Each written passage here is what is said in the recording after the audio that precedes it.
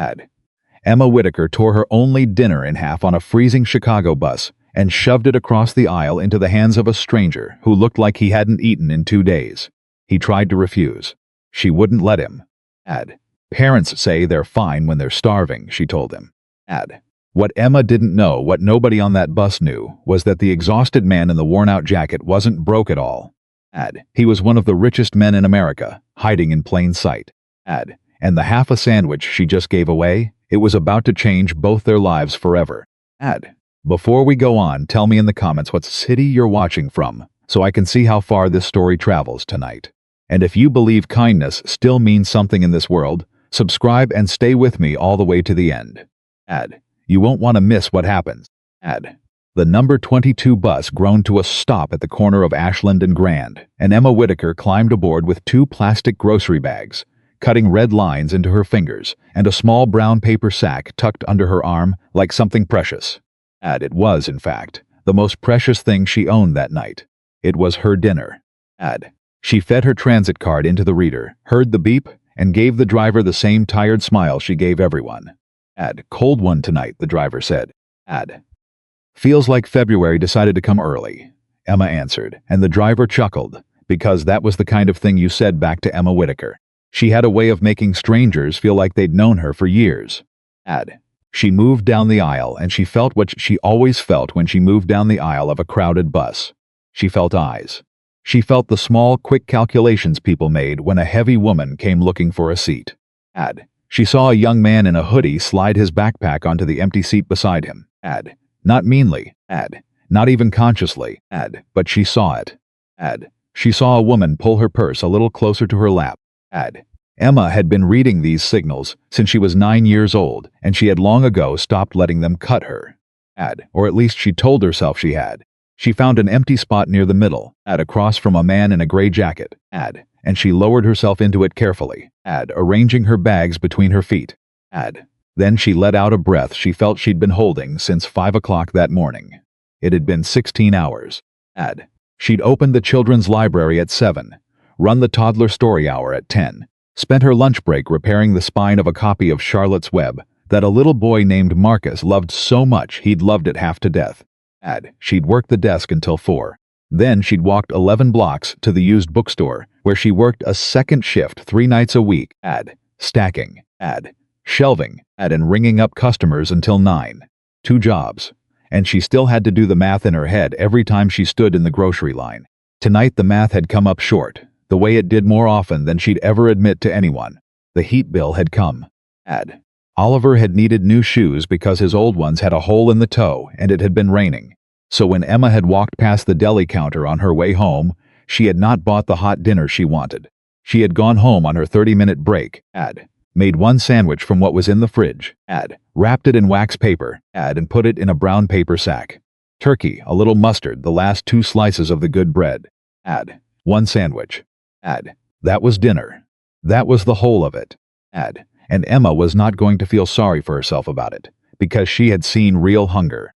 She had seen it on the faces of some of the children who came into her library, not for the books, but for the warmth, for the quiet, for the one adult in their day who was glad to see them. Ad. She had a sandwich. She had a warm apartment waiting. She had Oliver. She was, by her own accounting, a lucky woman.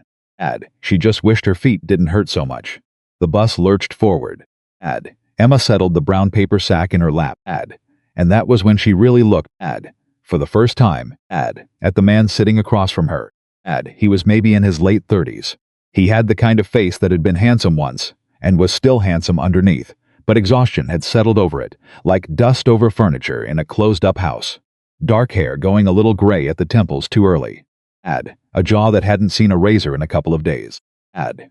His jacket was gray and worn thin at the elbows, and his boots. Emma noticed the boots, because Emma always noticed shoes. His boots were good boots once, but the sole on the left one was starting to separate at the toe. Ad. He was staring at his phone.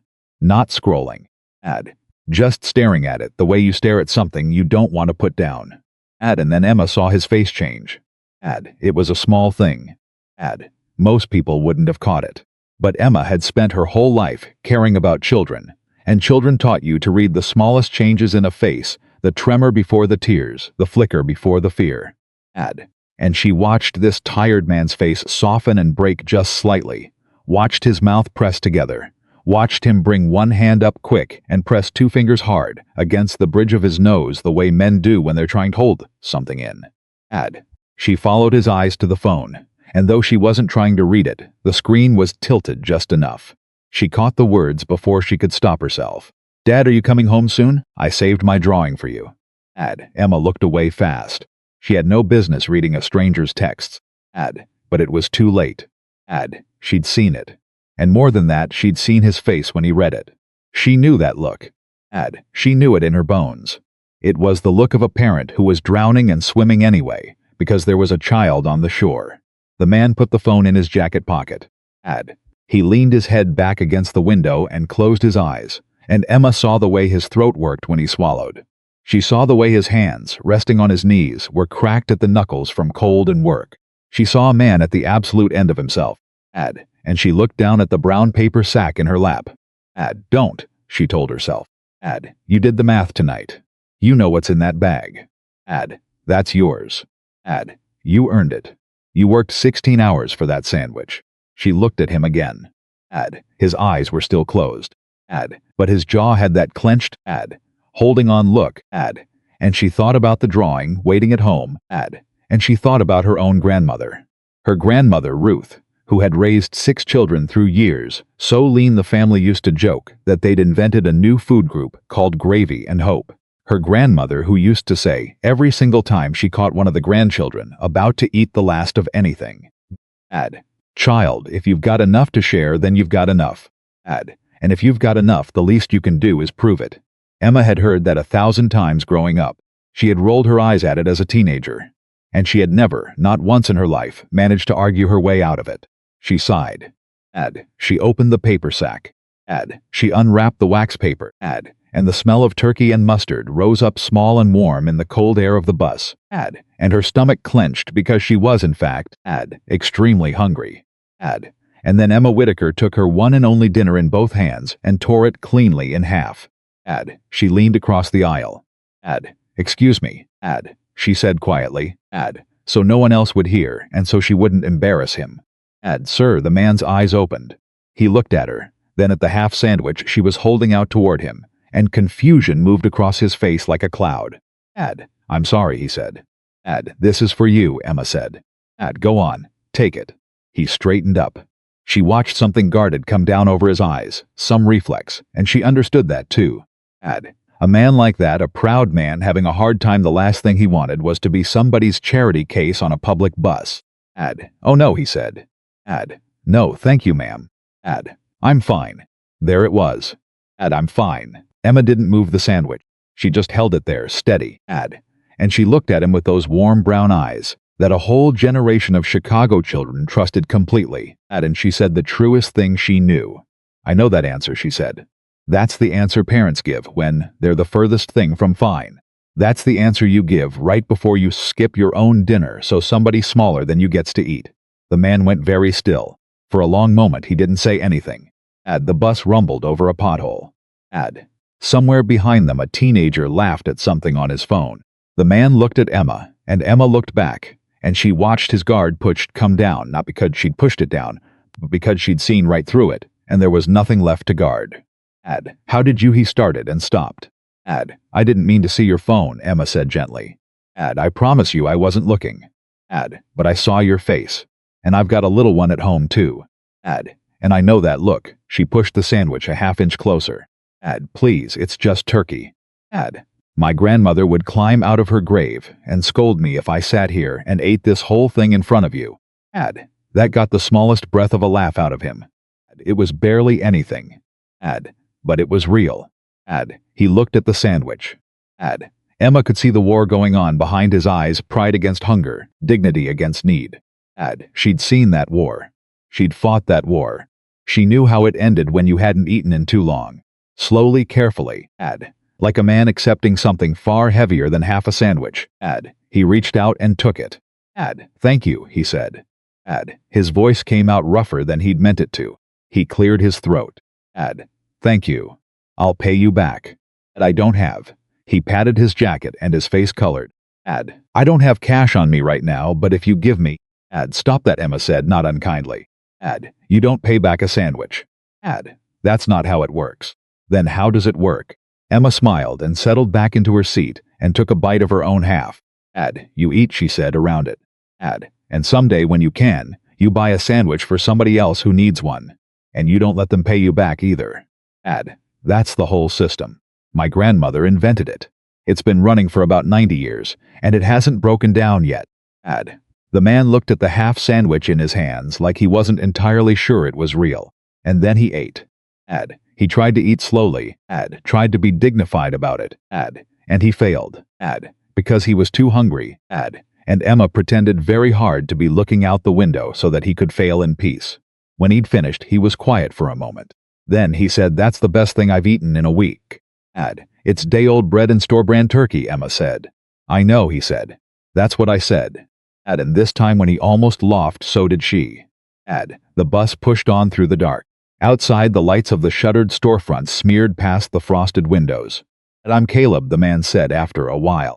He said it carefully, like he was handing over only part of something. "Caleb Morgan." "Emma," she said. "Emma Whitaker." "Emma." He nodded, as if filing it away somewhere important. "You always give your dinner to strangers, Emma Whitaker." "Only the ones who need it more than I do," she said. "And you look like a man who's been giving everything away for a long time and hasn't kept much for himself." Caleb's jaw tightened again, but this time it wasn't pride. It was something closer to grief. "That obvious, huh?" he said. "To me it is." Emma folded up her empty wax paper and tucked it neatly back into the sack. "Because you did not litter, not even trash, not on Ruth Whitaker's watch. Dead or alive."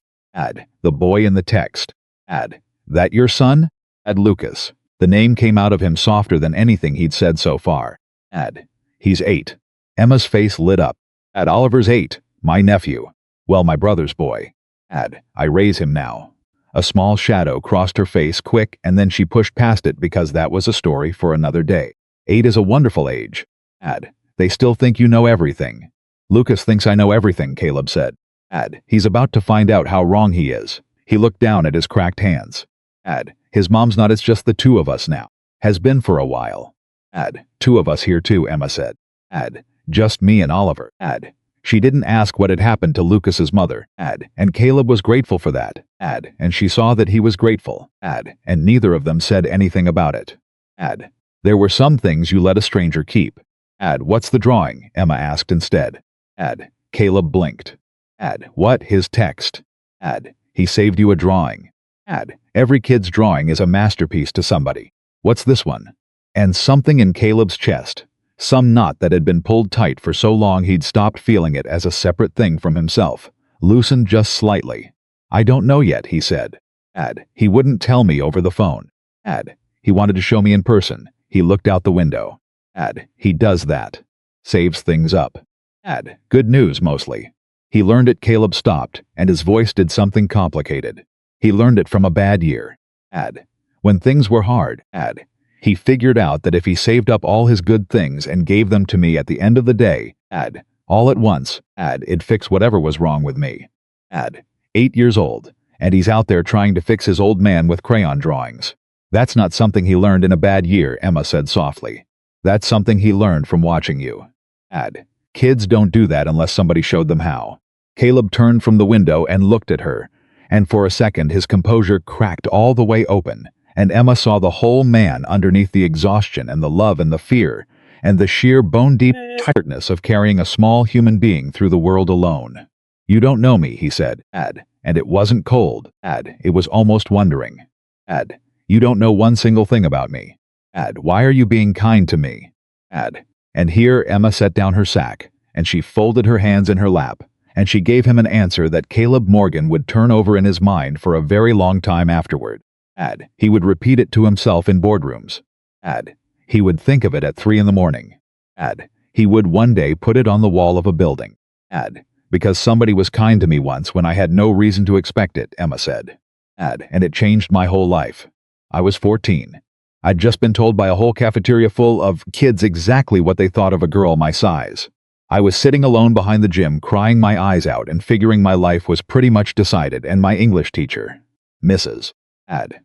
Alvarez, she came and sat down next to me on the cold ground, in her nice work skirt, and she didn't tell me it would get better, and she didn't tell me those kids were just jealous.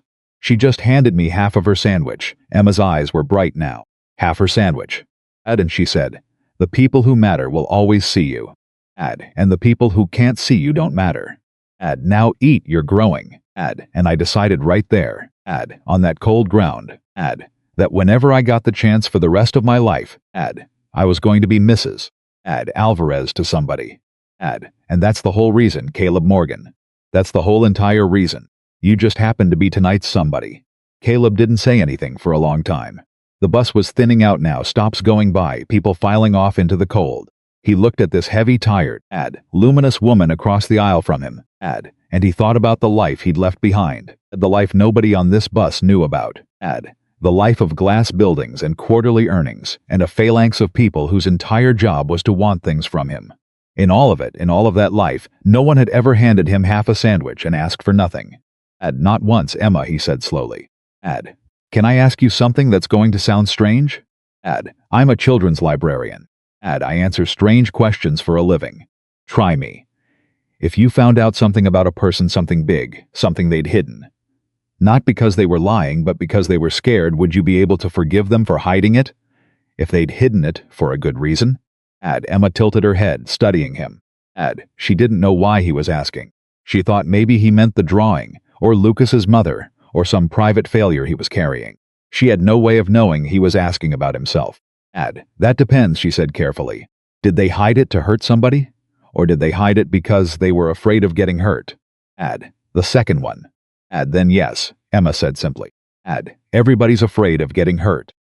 Being afraid isn't a crime. It's just being a person." She smiled at him. "Why? You got a secret, Caleb Morgan?" And Caleb Morgan, the man half the business press in America had spent 2 years trying to find, the founder who had walked away from the cover of magazines, the majority owner of a technology company, whose name was on buildings and screens, and the sides of buses exactly like this one, looked at Emma Whitaker, and opened his mouth, and could not do it. He couldn't tell her. Not yet, because in the last 20 minutes, sitting on a freezing city bus, eating half a stranger's dinner, he had felt something he had not felt in 2 years. He had felt like a person instead of a name. And he could not bear, not yet, to watch her eyes change. Because he knew what people's eyes did when they found out who he was. He had watched it happen 1,000 times. The warmth went cold. The person in front of them dissolved and was replaced by a number, an opportunity, a thing to be wanted. He didn't want Emma's eyes to change. He wanted to sit in this warmth for one more stop. "Everybody's got a secret," he said finally. "Mine's not that interesting." Emma laughed. "The people with the boring secrets never phrase it like a philosophy question, Caleb. But all right. Keep your mystery. God knows we've all got a right to one."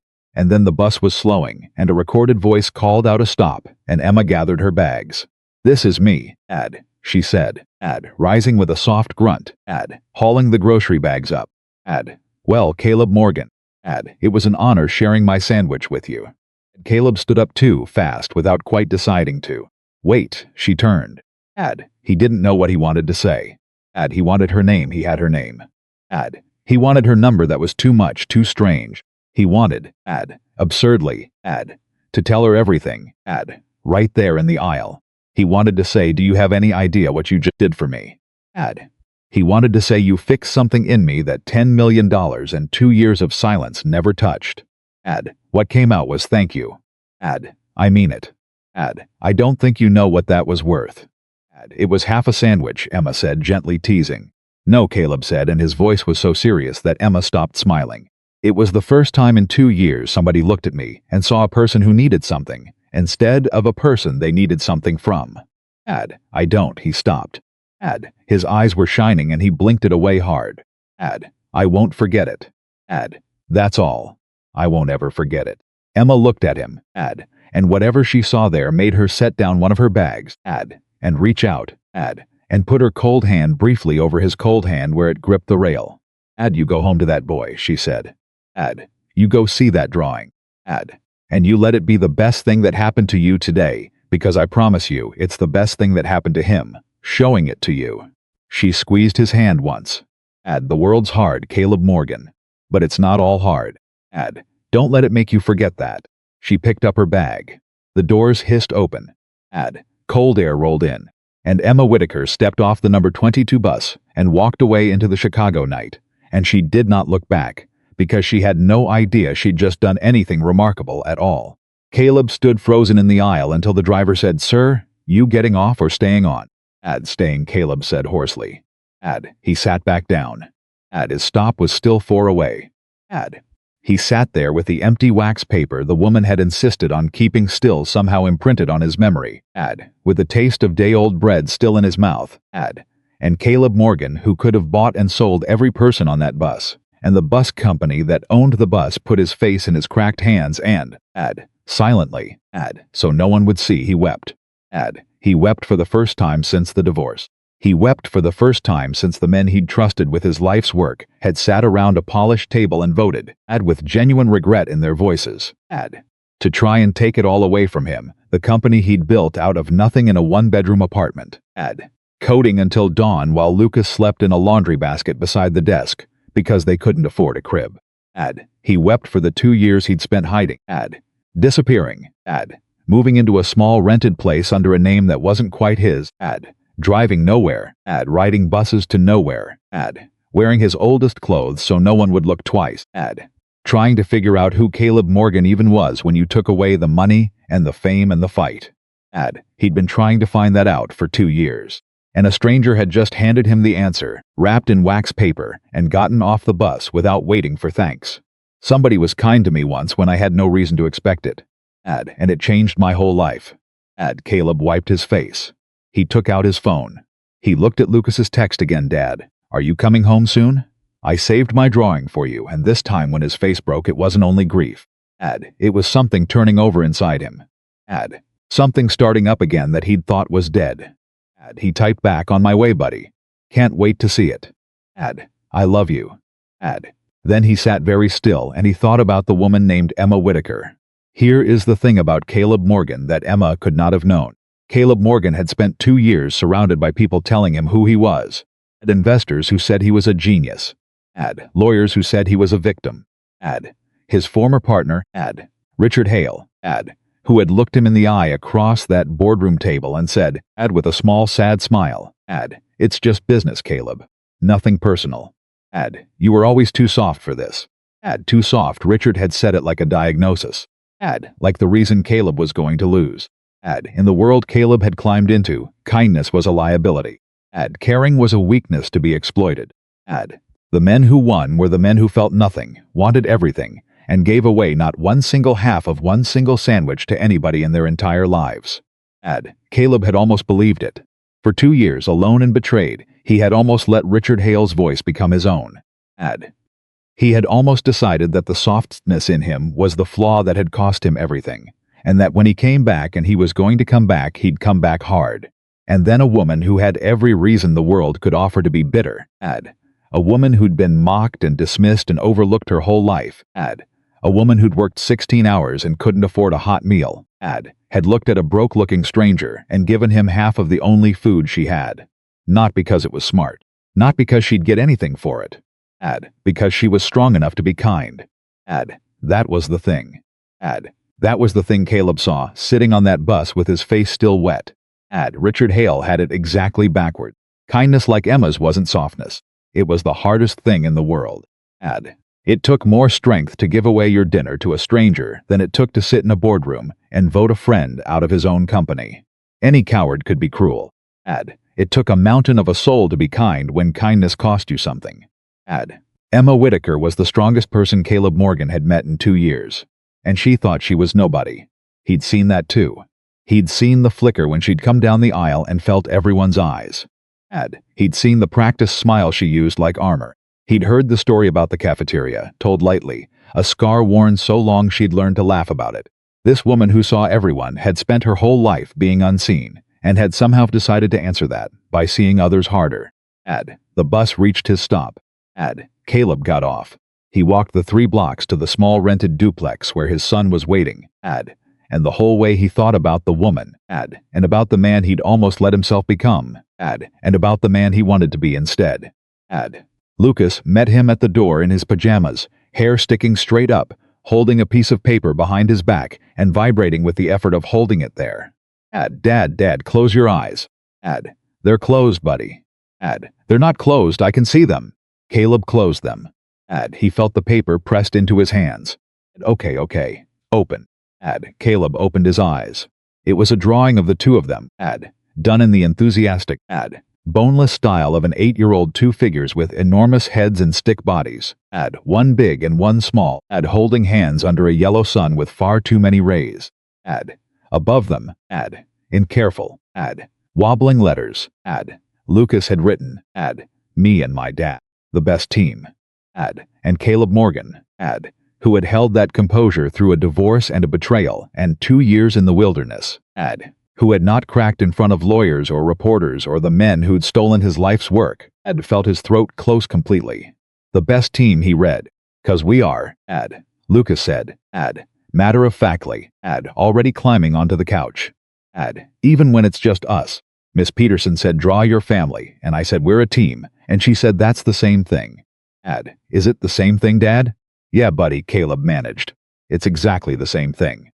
He sat down on the couch and pulled his son against his side, and Lucas smelled like bubblegum toothpaste and crayons and the particular clean smell of a kid who'd remembered to wash behind his ears because you kept reminding him to. Dad, did you eat dinner? You always forget. Caleb looked at the drawing in his hands. I did actually, he said. A really nice lady gave me half her sandwich on the bus. Lucas frowned, deeply skeptical. You're not supposed to take food from strangers. You said. You're right. I did say that. Caleb pulled his son a little closer. But this lady was different, Lucas. This lady was the best kind of stranger there is. The kind who gives you something and doesn't want anything back. Are those real? Caleb thought about Emma Whitaker walking off into the cold, not looking back, having no idea she'd just turned a man's whole life around. I didn't used to think so, he said quietly. I do now. That night, after he'd tucked Lucas in, after he'd read the same 3 chapters of the same well-loved book, after he'd taped his son's drawing to the refrigerator, where he'd see it every single morning, Caleb Morgan sat down at the small kitchen table with his laptop. He had not opened this laptop in 3 weeks. He'd been too tired, too beaten, too unsure whether he even wanted the fight anymore.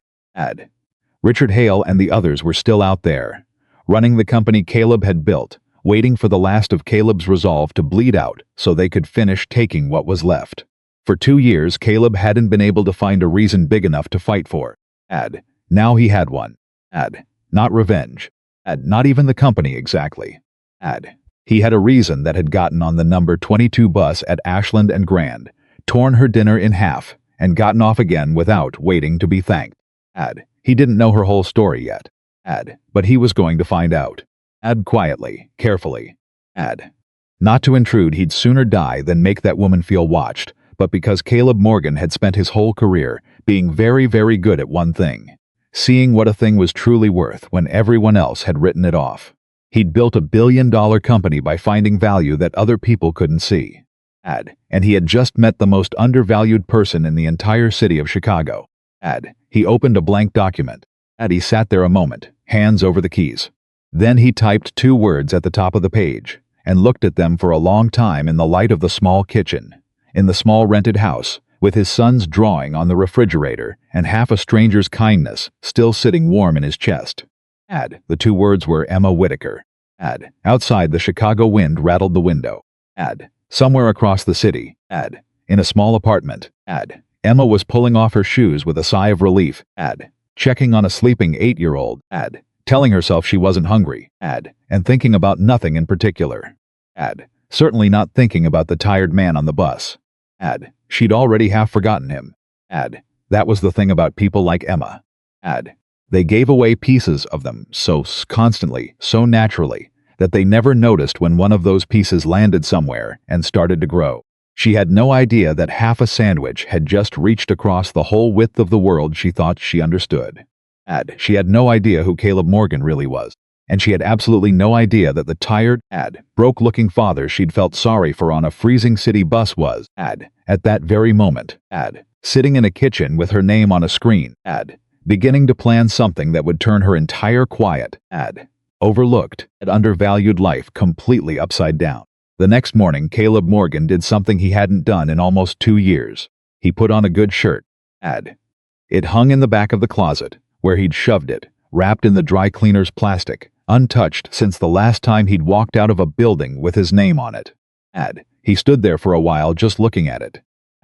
Then he took it off the hanger, put it on, and buttoned it slowly, and when he looked in the mirror he saw a stranger looking back, a man he half recognized, thinner than he used to be, tireder, but with something in the eyes that had been missing for a long time. "Dad, you look weird," Lucas said around a mouthful of cereal.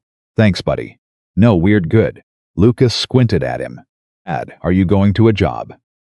Caleb crouched down by the kitchen table, level with his son. "I'm going to go find something out about somebody," he said. "A good somebody. And if I'm right about her, I'm going to try to help her the way she helped me. Quietly though. So she doesn't get embarrassed. The sandwich lady. The sandwich lady. Lucas nodded like this was the most reasonable thing he'd ever heard. "Can I come?" "Not today. Today you've got school, and I've got a bus to catch." Caleb kissed the top of his son's head. "But when this is over, I think you're going to meet her. And I think you're going to like her a whole lot." He dropped Lucas at school. Then he did not get on a bus. He walked 6 blocks to a coffee shop. Sat in the corner. Opened his laptop. And made a phone call to the one person on earth he still trusted completely. Morgan. The voice on the other end went sharp with disbelief. "Caleb Morgan. Is that I've called you 40 times in 2 years?" "I know, Nathan." "I know. I'm sorry." Nathan Reed had been Caleb's executive assistant back when there'd been a back when. More than that, he'd been the one man in the whole organization who'd voted against Richard Hale, who'd stood up in that boardroom and said this is wrong out loud when everyone else had studied the table. It had cost Nathan his position. He'd resigned the same day Caleb disappeared, and he'd spent 2 years since then leaving voicemails Caleb never answered, saying the same thing every time. "When you're ready to fight, I'm ready to help." "Do okay?" Nathan asked now. "Where have you been?" Some people think you're dead, Caleb. There are message boards." "I'm not dead. I've been on buses mostly." "You've been what?" "Nathan." Caleb pressed the phone to his ear and lowered his voice, though the coffee shop was nearly empty. "I need your help with something. It's not the company." "Not yet. It's a person. I need you to find out everything you can about a woman named Emma Whitaker. She's a children's librarian, somewhere on the northwest side. She raises her nephew, an 8-year-old named Oliver." "That's all I've got." There was a pause. "Caleb, forgive me, but you resurface after 2 years. And the first thing you want isn't your company back. It's a background check on a librarian." "I want to know what she needs," Caleb said. "That's all. I don't want anything that would scare her. I don't want her address handed to some investigator who's going to knock on her door. I want to know, quietly, the shape of her life, what she's carrying, what's breaking her back. Because I think it's a lot, Nathan. And I think she's been carrying it alone. And I've got the means to set some of it down for her. And I intend to." Another pause longer. Then Nathan Reed, who had known Caleb Morgan for 11 years, said something in a strange, careful voice. "You sound like yourself again," he said. "Do you know that? You haven't sounded like yourself in 2 years, and I've been listening to my own voicemails to you, wondering if I was talking to a ghost." "What happened? What changed?" Caleb looked out the window of the coffee shop at the gray morning, at the ordinary people hurrying by with their ordinary burdens, and he thought about how to explain it. "Somebody gave me half a sandwich," he said. "I don't follow." "You will," Caleb said. "Just find her for me." Please, it took Nathan 3 days. They were the strangest 3 days of Caleb's recent life, because for the first time in 2 years he found himself waiting for something, with anything like hope. He filled the days with Lucas. He walked his son to school and picked him up. He made real dinners instead of whatever was easiest. He fixed the separating sole on his own left boot with a tube of glue instead of thinking about buying new ones, and he couldn't have said exactly why, except that boots felt like something now. A reminder. He didn't want to forget who he'd been on that bus. On the third night, after Lucas was asleep, Nathan called back, and his voice was different. Queeter, I found her, Nathan said. Emma Whitaker. 32. Children's librarian at the Hartwell branch, been there 9 years. And Caleb, he exhaled. You were right. She's carrying a lot. I don't even know where to start. Start anywhere. Okay, the nephew Oliver. His parents were Emma's younger brother Danny and his wife. Car accident 4 years ago. Both killed. Oliver was 3. There was no one else. The grandparents were already gone. The wife had no family to speak of. Child Services was going to place him with strangers. Emma was 28. Working 2 jobs. Living in a 1-bedroom. Nathan paused. She took him. Just like that. Gave the kid the bedroom, and she slept on a pull-out couch for 4 years so he could have his own room. She fought the state for custody for 8 months because they didn't think a single woman on her income could provide a, quote, stable environment. She won. Barely. Caleb closed his eye. That's not all, Nathan said. The 2 jobs the library doesn't pay much. You know how library budgets are. She took a second job at a bookstore about the time Oliver's medical bills started. The kid's got asthma, the bad kind. He was hospitalized twice. Her insurance from the library is minimal. She's been paying those bills down for 4 years. She's got Caleb. She's got about $11,000 in medical debt. And she pays it $40 at a time. And she's never once missed a payment. Never once. I shouldn't have been able to pull this, but I pulled it. She's never missed a payment on anything in her life. Rent, utilities, the debt, all of it. She's just barely keeping the whole thing above water. Every single month, by working 16-hour days and, apparently, skipping meals.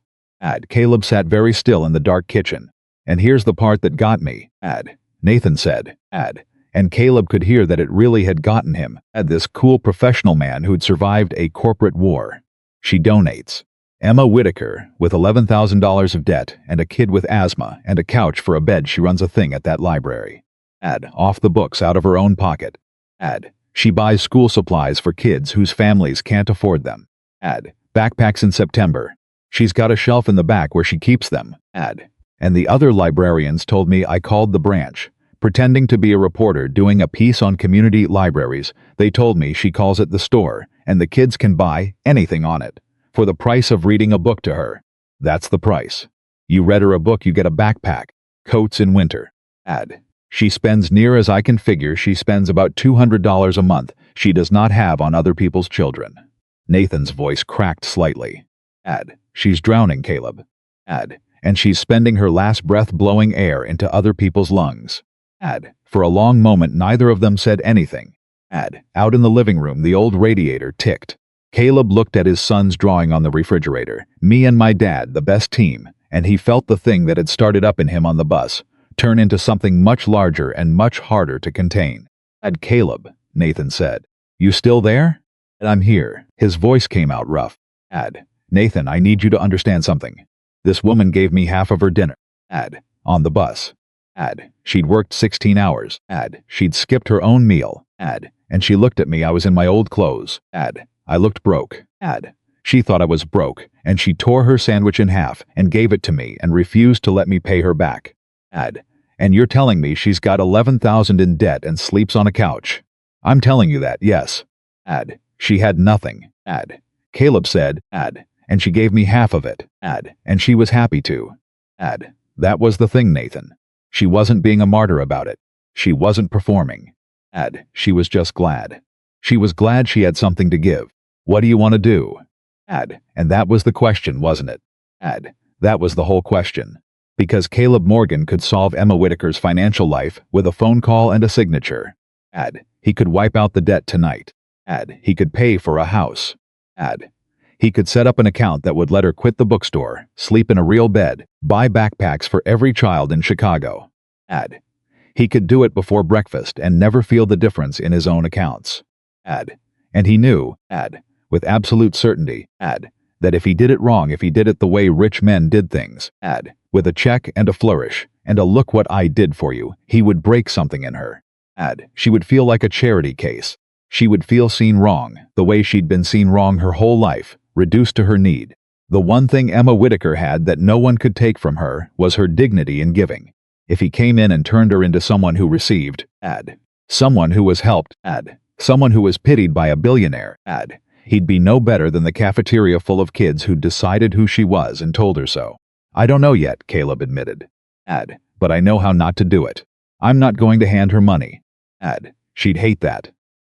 She'd feel like a project. So what then? Caleb stood and paced the small kitchen and thought. I'm going to give her something to build, he said slowly.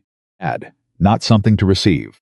She spends $200 a month she doesn't have, buying backpacks for kids and calling it the store.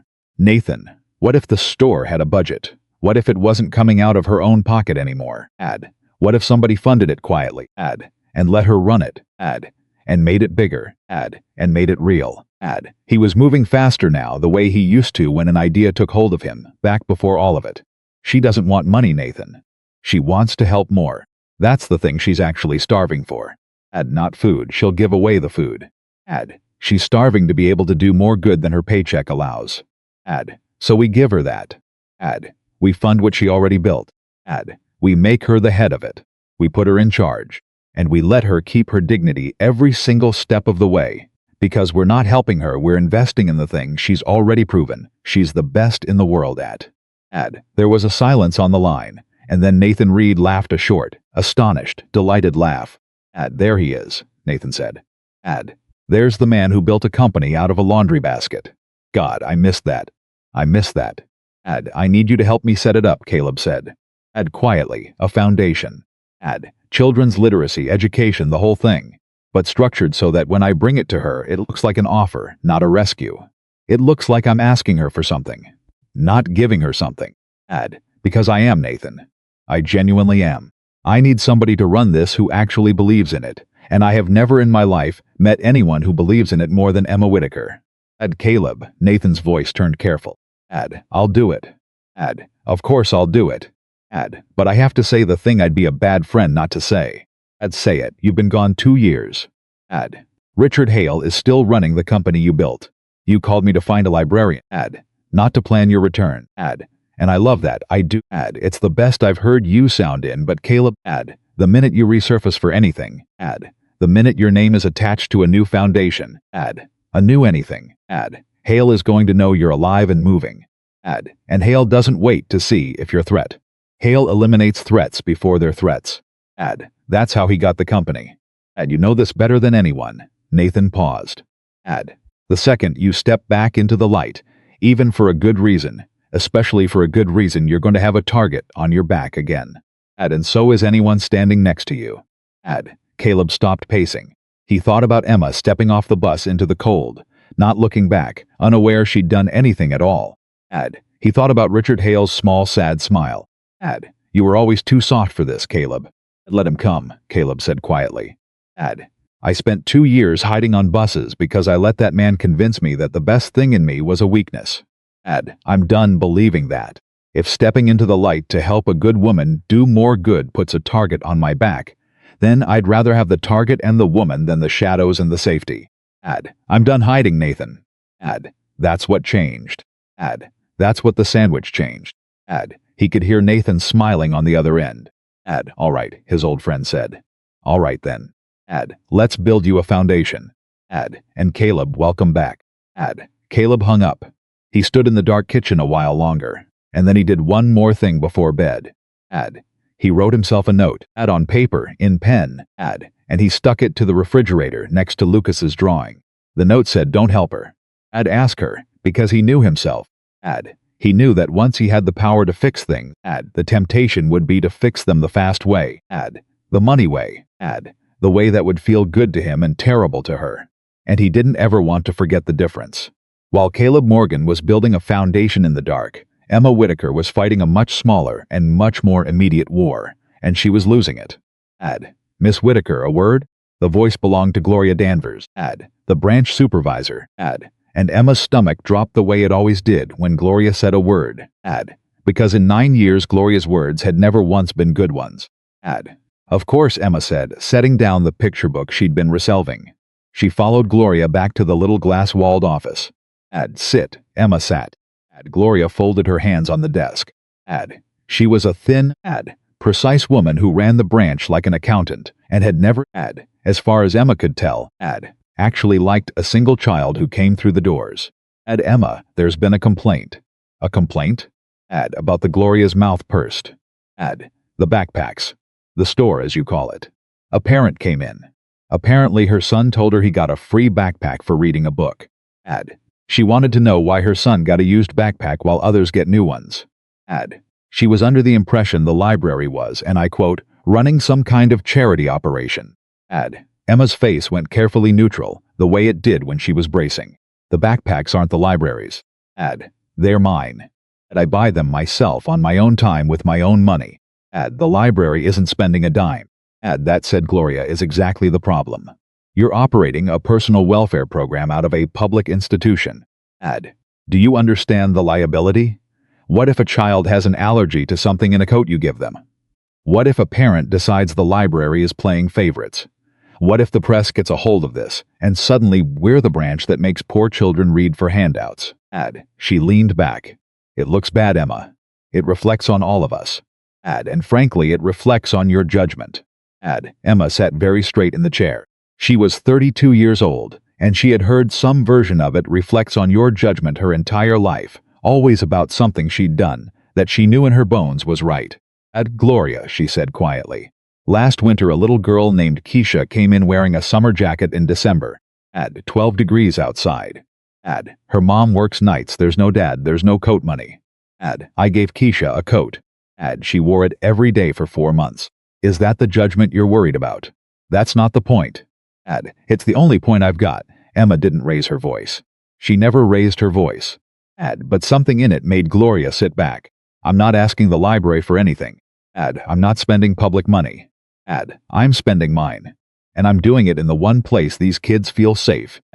Because if I made them go somewhere else, somewhere official, half of them wouldn't go, because their families are too proud or too scared or too tired.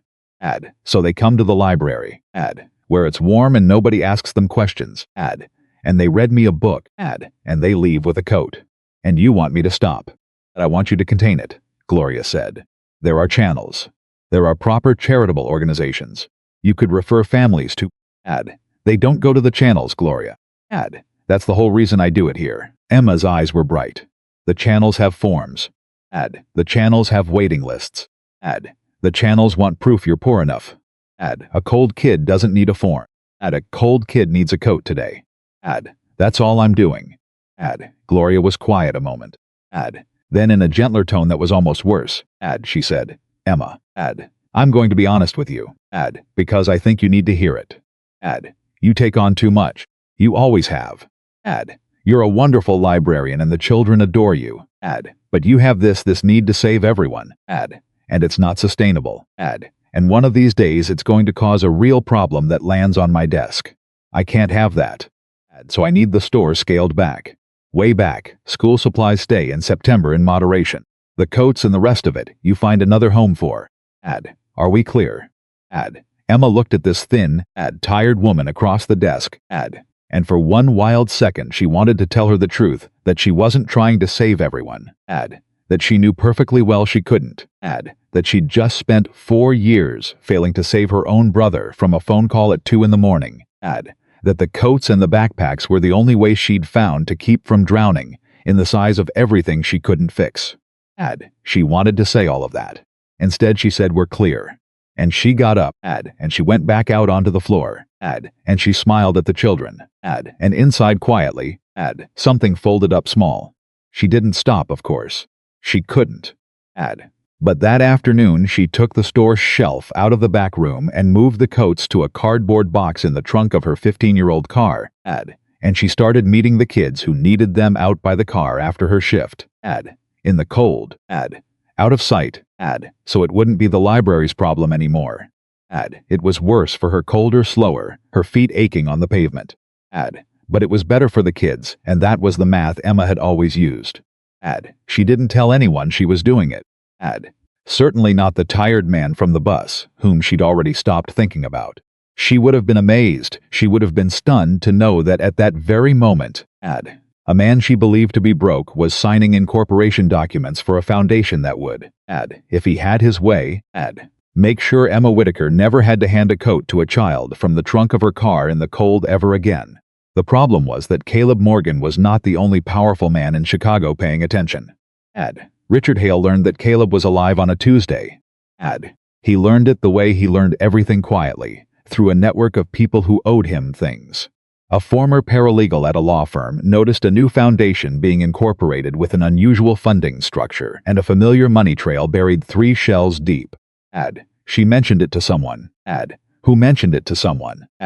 Who mentioned it to Richard Hale over a very expensive lunch. And Richard set down his fork. And did not pick it up again for a long moment. Morgan, he said softly to no one. You went and got a heartbeat again. Richard Hale was 61 years old. Silver-haired.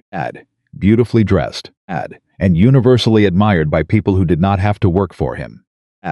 He had spent 40 years learning one lesson very thoroughly. That sentiment was a lever, and every man who had one could be moved by it. He'd moved 100 men that way. He'd moved Caleb Morgan that way. Caleb. Brilliant Caleb. Who'd built something extraordinary and then handed Richard the seat on the board that let Richard, over 2 patient years, take it apart from the inside. It had been almost too easy. Caleb had trusted him. Caleb had liked him. And Richard had used the liking like a crowbar. The only mistake, Richard reflected now, had been not finishing it. He'd voted Caleb out, taken control, and let the man walk away broken instead of destroyed, because a broken man wasn't a threat, and Richard had had other things to attend to. He'd assumed Caleb would drink himself quiet, or move to some island, or simply fade.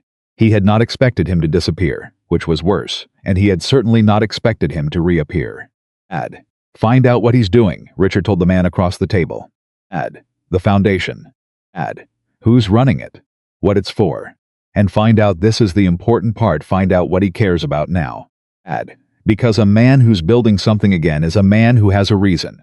And a reason, when Richard finally picked his fork back up, a reason is a handle.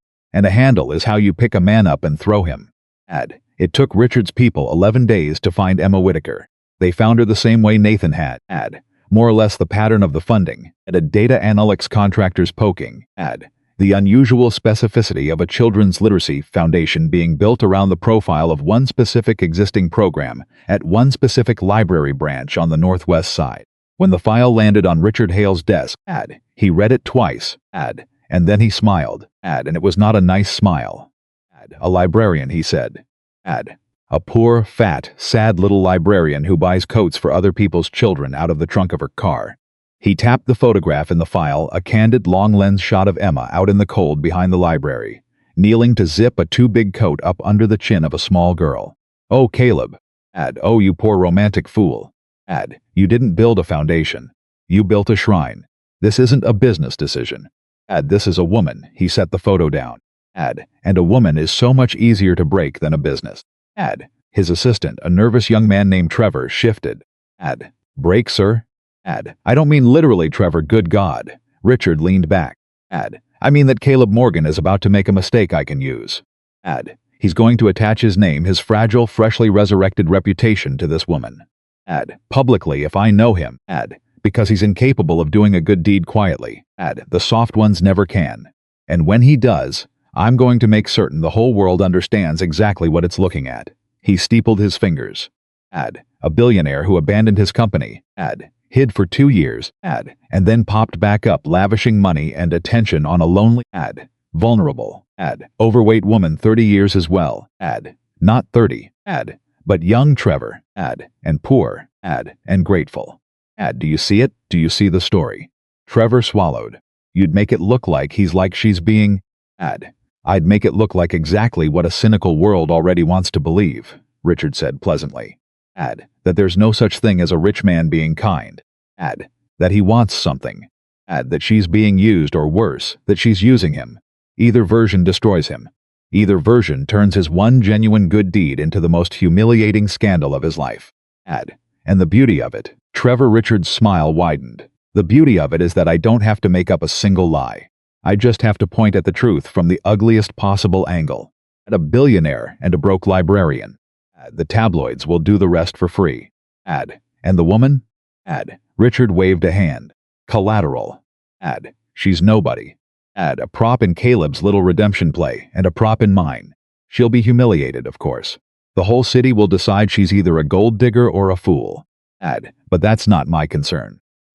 My concern is Caleb Morgan, and Caleb Morgan is about to learn the lesson he refused to learn the first time. Richard's eyes were flat and cold. That the thing you love is the thing they use to destroy you. That kindness isn't strength, Trevor, whatever the greeting cards say. Kindness is just a door you leave open. And I have made an entire fortune out of walking through doors that soft men leave open. He closed the file. Watch him. The moment he goes public with this foundation, the moment his name touches hers where a camera can see it, that's the moment. Don't act before then. Let him build it. Let him get proud of it. Let him think he's found something worth having. Richard smiled his terrible smile. It's always so much further to fall when you let a man climb all the way up first. Neither Emma nor Caleb knew any of this. Caleb was in his kitchen every night after Lucas went to sleep, building something beautiful, and telling himself he was ready for whatever came. Emma was out behind the library in the cold, handing coats from a trunk, telling herself she was fine. And the thing about Emma, the thing that made her both wonderful and, in Richard Hale's cold estimation, easy, was that she had spent her whole life being told she was too much and not enough at the same time, and she had never once learned to expect a good thing coming. So when the good thing began to come, in the form of a phone call to the Hartwell branch, asking for Miss Emma Whitaker by name, she did not think, this is my life changing. She thought, the way she always thought, what did I do wrong? Hartwell branch, children's desk, this is Emma. Miss Whitaker. A warm and professional. My name is Nathan Reed.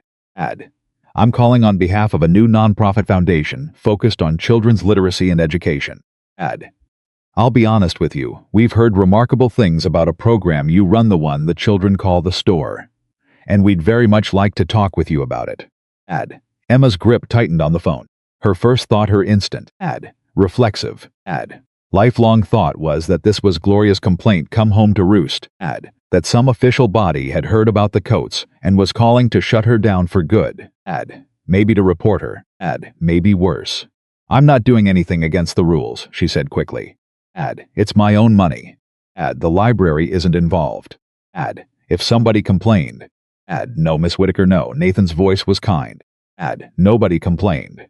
It's the opposite. We think what you're doing is one of the most extraordinary things we've ever heard of, and we think it deserves to be 100 times bigger, and we think you're the person to make it that big. We'd like to fund it. Fully, and we'd like to talk to you about running it. A pause. The founder is very insistent on one thing. He doesn't want to help you. His words. He wants to ask you. He says you'll understand the difference, even if it sounds strange. Emma stood at the children's desk of the Hartwell branch, in her worn cardigan, with $11,000 of debt and a couch for a bed and a box of coats in her trunk, and she felt the whole floor tilt very slightly under her feet. He doesn't want to help you. He wants to ask you.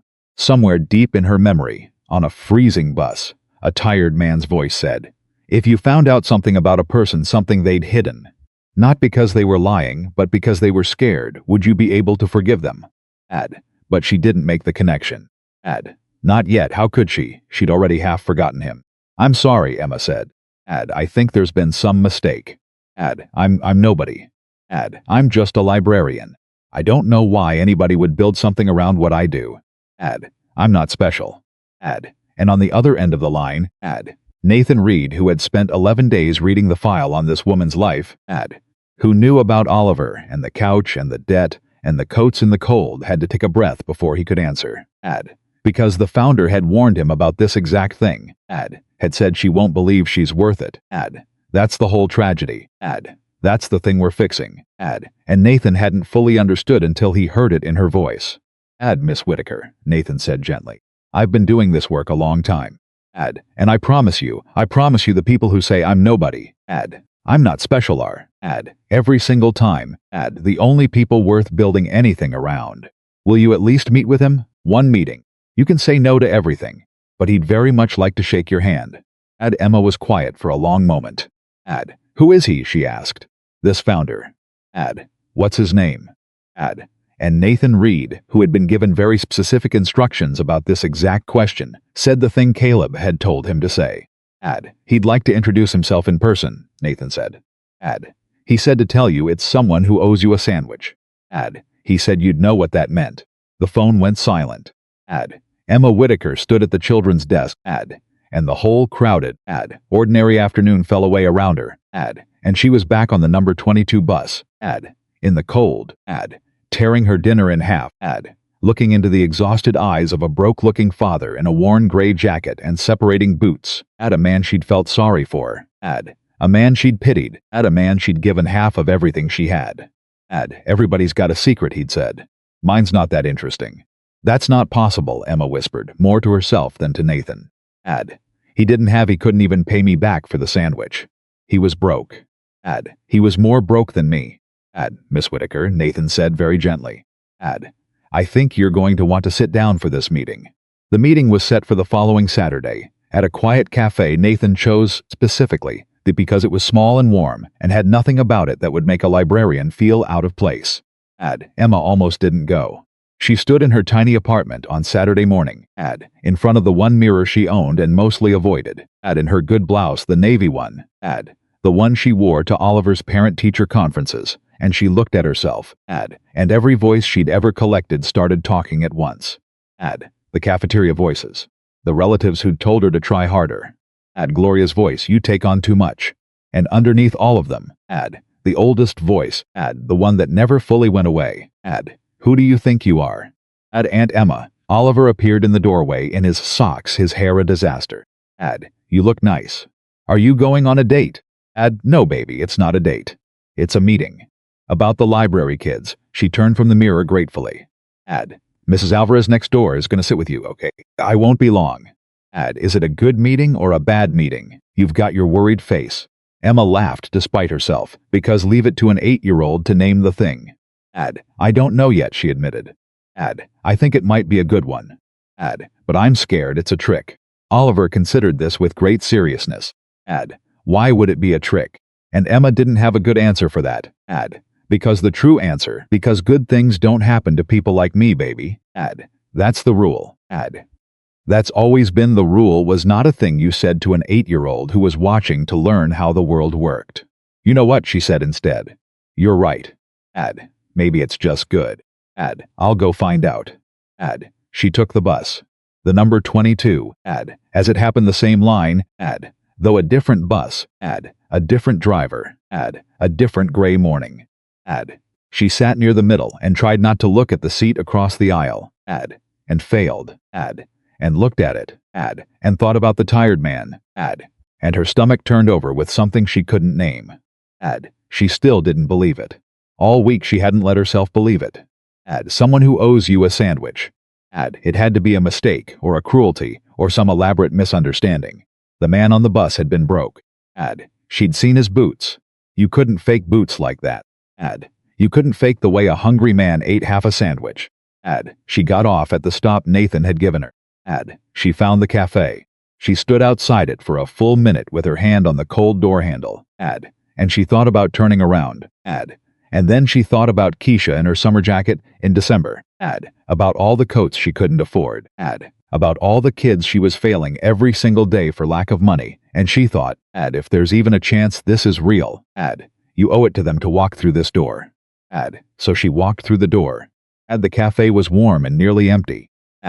And at a table in the back, standing up as she entered, was a man in a good dark suit. Clean-shaven now. Rested looking. Transformed but with the same dark hair going gray too early at the temples. The same jaw. And the same eyes. The exact same eyes. Tired no longer but unmistakable. The man from the bus. Emma stopped in the middle of the cafe and simply stared. Hello, Emma, Caleb said quietly. Her mouth opened. Nothing came out. She looked at the suit. And the clean face. And the ease with which he stood in this place. And then she looked at those eyes. And there was no mistaking them. There was no possible mistake. And the whole thing crashed into her at once. It's you, she said. It came out barely above a whisper. The bus. You were on the bus. Your hand rose halfway to her mouth. You had a hole in your boot. Your son texted you about a drawing. You couldn't pay me back for the sandwich.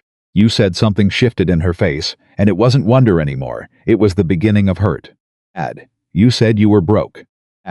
You looked broke. I felt sorry for you. I know, Caleb said. I know you did. Please will you sit, let me explain.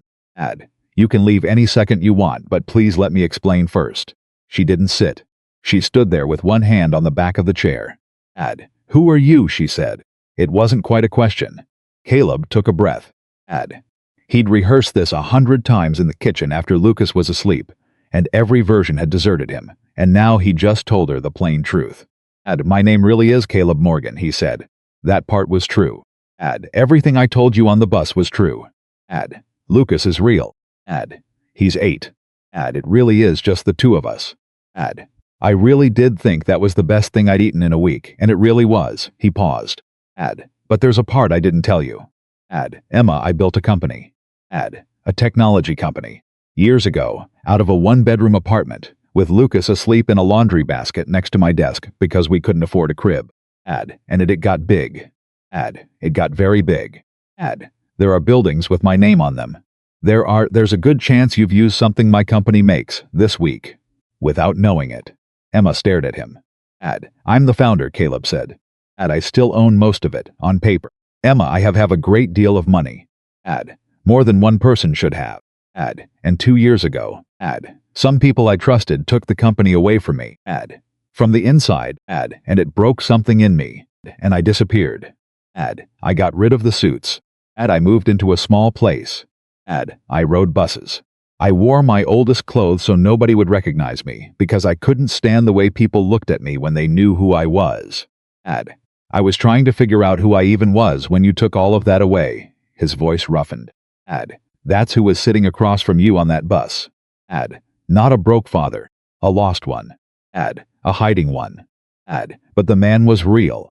The tiredness was real. And the sandwich, Emma, the sandwich was the realest thing that had happened to me in 2 years. The cafe was very quiet. Emma had gone pale, and then she'd gone still, and Caleb couldn't read her face, and it terrified him. Sit down. Please, he said. Just for a minute. And slowly, because her legs weren't entirely steady, Emma sat down. So it was a lie, she said. You let me feel sorry for you. You let me give you half of my dinner, my whole dinner, Caleb. That was all I had that night. I'd skipped lunch. That sandwich was everything I had, and the whole time you could have bought that whole bus. You could have bought the cafe. And you sat there and let me tear my food in half and give it to a billionaire. Her voice cracked on the word. Do you have any idea how that feels? To find out you pitied somebody who was so far above you they can't even see you from up there? Emma, I felt sorry for you. A tear ran down her face and she wiped it away angrily. And you were laughing at me the whole time. No. Caleb said it with such force that she stopped. He leaned across the table, and his own eyes were wet now, and his voice shook. No, Emma. God, no. Listen to me. I wasn't laughing. I was. Do you want to know what I did after you got off that bus? I stayed on it. 4 stops past mine. And I put my face in my hands and I cried like I hadn't cried in years. Because you were the first person in 2 years who looked at me and saw someone who needed something instead of someone they could get something from. You didn't know I was rich. You didn't want anything. You just saw a tired man and a hungry-looking father, and you gave him half of everything you had, and you wouldn't even let him pay you back. His voice broke completely. Do you understand that I have people whose entire job is to want things from me? Investors. Lawyers, board members. Everyone I've known for 2 years has looked at me and seen a bank or a Target or a problem.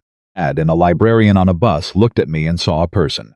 You didn't pity somebody beneath you, Emma. You looked up at me. You looked up at a man who was falling apart, and you caught a piece of him. Nobody had done that in so long I'd forgotten it was possible. Emma was crying openly now, and she hated that she was, and she couldn't stop. Then why didn't you tell me, she said. Right there. Why let me walk off that bus thinking you were somebody I'd helped, when really you were? Because I was a coward, Caleb said simply. Because I knew what would happen to your face when I said it. I've watched it happen 1,000 times. The warmth goes out. The person in front of me disappears and gets replaced by somebody careful and impressed and calculating. And I couldn't stand it, Emma. For one more stop, I couldn't stand to watch you become that. I wanted to sit in the warmth a little longer before it went cold. That's the whole cowardly truth of it. He wiped his own face with the back of his hand, unashamed. On the bus I asked you something. I asked whether you could forgive a person for hiding something not to hurt anybody, but because they were scared. Do you remember what you said? Emma did remember. She remembered exactly. She'd said, being afraid isn't a crime. It's just being a person. She looked at him across the table. At this man she thought she'd never see again. At the eyes that were the same eyes. At the tears he wasn't bothering to hide. And something in her chest that had gone hard and defensive began, slowly, painfully, to loosen. I was talking about you, she said, understanding it now. When I said that, you were asking me to forgive you, and I didn't even know it. I was asking you to forgive me for something I hadn't done yet, Caleb said. For this. For sitting here in a suit having let you believe a half-truth. I've been carrying that question for 2 weeks. Emma was quiet a long moment. She wiped her eyes with a cafe napkin. Then she said in a smaller voice, you said your friend called it a foundation. He said you want to fund the store. The backpacks. The coats. That's why I found you. Caleb said, and now his voice steadied, because this part he was sure of. Not to apologize, though I needed to. I found you because of what I learned about you after that bus ride. Emma, I know about Oliver. I know your brother and his wife died, and you took a 3-year-old into a 1-bedroom apartment and gave him the bedroom and slept on a couch for 4 years. I know about the medical bills, the asthma, the 2 hospital stays. I know you've been paying down $11,000 in debt, $40 at a time, and you've never missed a single payment in your life. And I know this is the part that undid me. Emma, I know that with all of that on your back, you spend $200 a month. You do not have buying coats and backpacks for other people's children. And you call it the store. And the price is that they read you a book. Emma had gone very still again. How do you? That's private. You had somebody dig into my life. I had my friend Nathan find out what you needed, Caleb said. And I told him the one thing I did not want was your address handed to an investigator, and the one thing I did not want was to make you feel watched. If that's what I did anyway, then I'm sorry, and you have every right to be angry. But Emma, I have to tell you what I found, because it's the whole reason I'm here. I found the most undervalued person in the entire city of Chicago. I built a billion-dollar company by being good at exactly one thing, seeing what something's truly worth when everybody else has written it off. And I have never in my life seen anything as badly undervalued as you. Emma's breath caught. So here's what I want to do. Caleb said, and he pulled a folder out of his bag and set it on the table between them, unopened. And I need you to hear the whole thing before you decide anything. I've started a foundation. Children's literacy and education. It's real, it's funded, it's incorporated. And what I want, Emma, what I genuinely actually want is for you to run it. Caleb, let me finish. Please, he put his hand flat on the folder. I'm not offering you charity. I want that to be completely clear.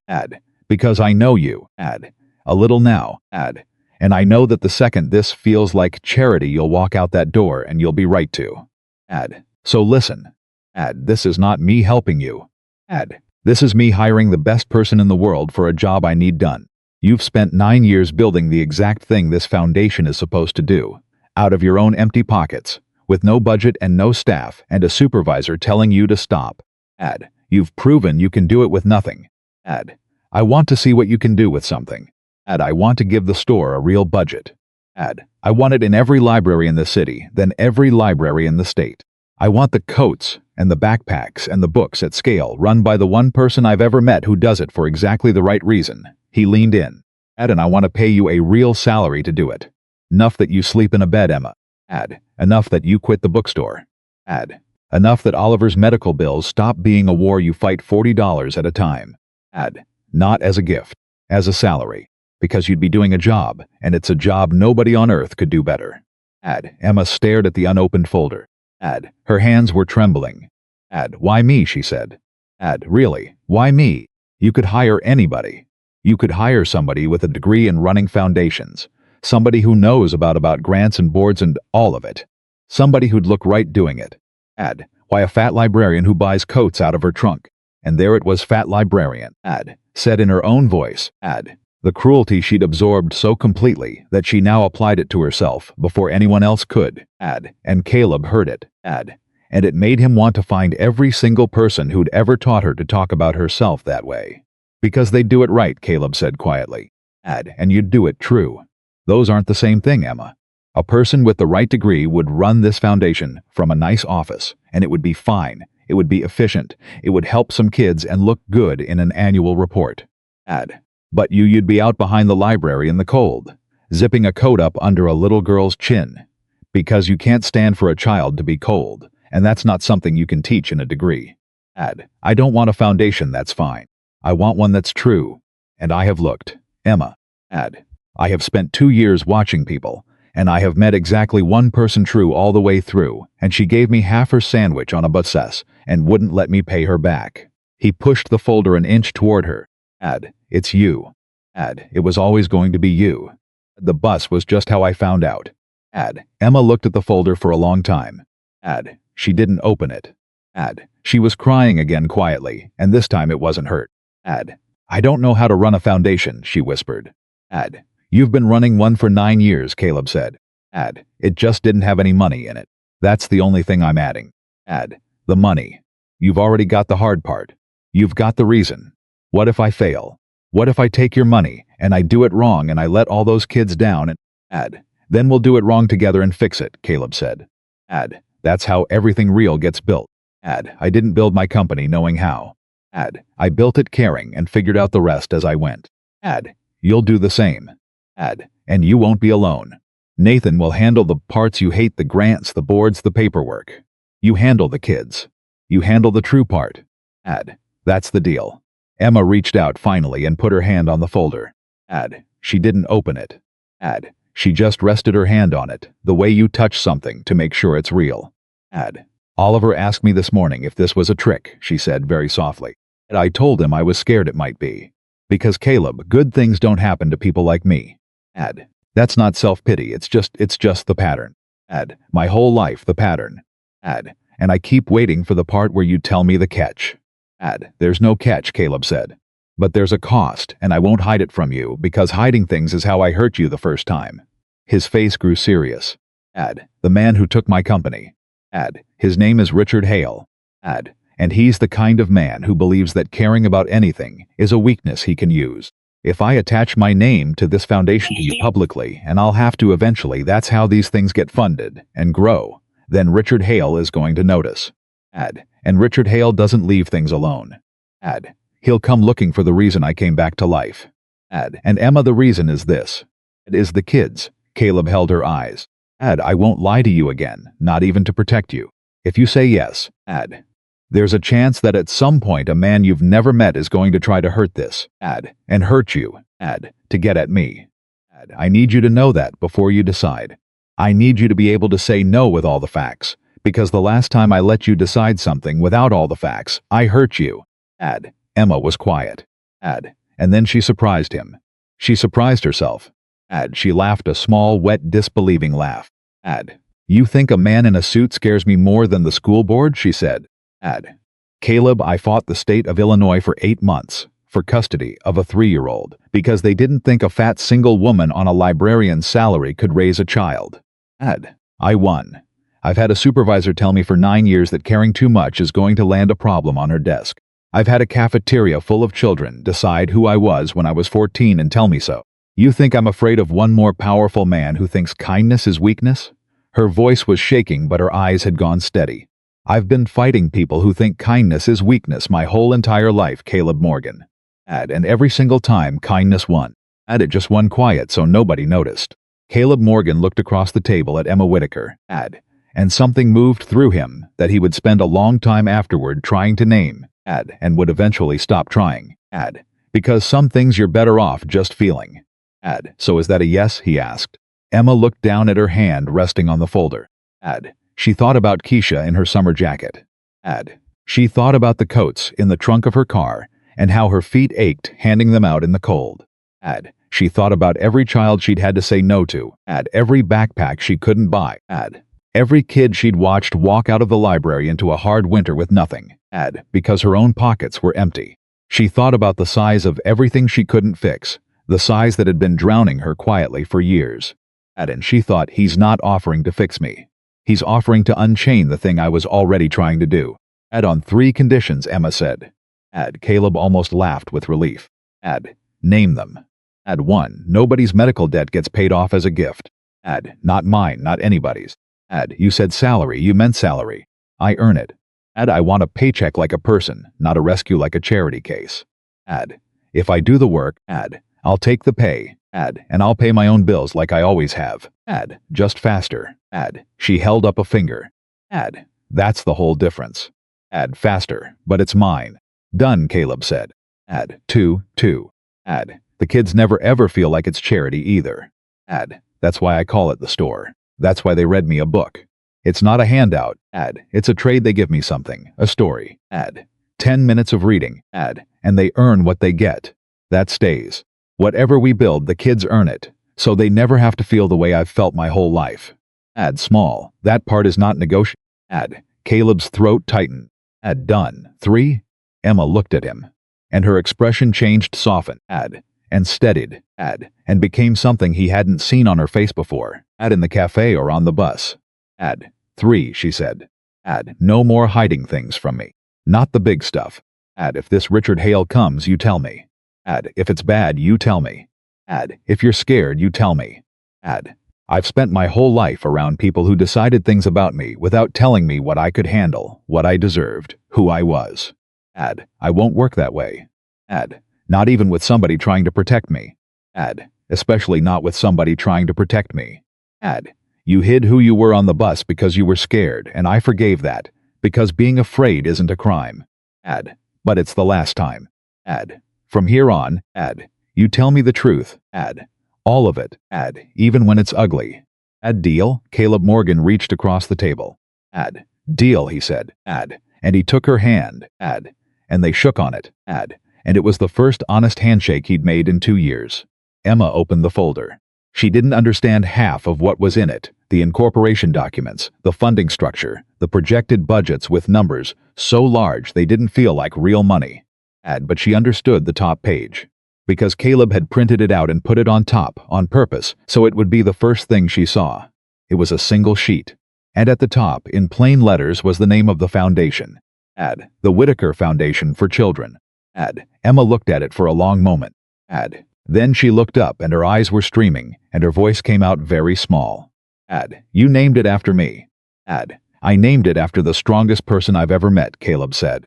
I named it after the woman who taught a billionaire the thing his money never could. That kindness isn't the weak thing. It's the strong thing. It's the strongest thing there is. He smiled, and it was the first fully unguarded smile she'd seen from him. I told you on the bus you didn't know what that sandwich was worth. This is what it was worth, Emma. This is the interest on half a sandwich. Emma Whitaker put her face in her hands and cried at a cafe table, and this time it was not the crying she'd done her whole life, the quiet folded-up crying of a person absorbing another blow. It was something she hadn't done in longer than she could remember. It was the crying of a person who has just been seen fully, accurately, all the way down and found, against every expectation she'd ever collected, to be worth something after all. And across the city, in a very different kind of office, a man's phone lit up with a photograph. Long lens, slightly grainy, taken through a cafe window, a billionaire in a dark suit reaching across a table to shake the hand of a heavy-set woman in a navy blouse, a folder open between them, both their faces wet with tears. Richard Hale looked at the photograph for a long moment. Then he smiled and picked up his phone and made a call. He's gone public, Richard said pleasantly to the person on the other end. Well, public enough. It's time. He looked at the image of Emma Whitaker's tear-stained, hopeful, unguarded face, and he felt nothing at all. Let's go meet the librarian. The first 3 months were the best of Emma Whitaker's life, and she kept waiting for them to end. She quit the bookstore on a Friday. She'd handed in her notice, and the manager had said, "We'll miss you. Emma, and she'd walked out into the cold and stood on the sidewalk for a minute just breathing. Because for the first time in 4 years, she wasn't going to spend her Friday night on her feet, ringing up other people's paperbacks until 9. She was going to go home and have dinner with Oliver. A hot dinner that she'd bought without doing math in her head. She didn't quit the library. Caleb had assumed she would and had been quietly surprised when she refused. Emma, you're going to be running a foundation. You don't need to shelve picture books anymore. I'm not shelving them for the money, Emma had said.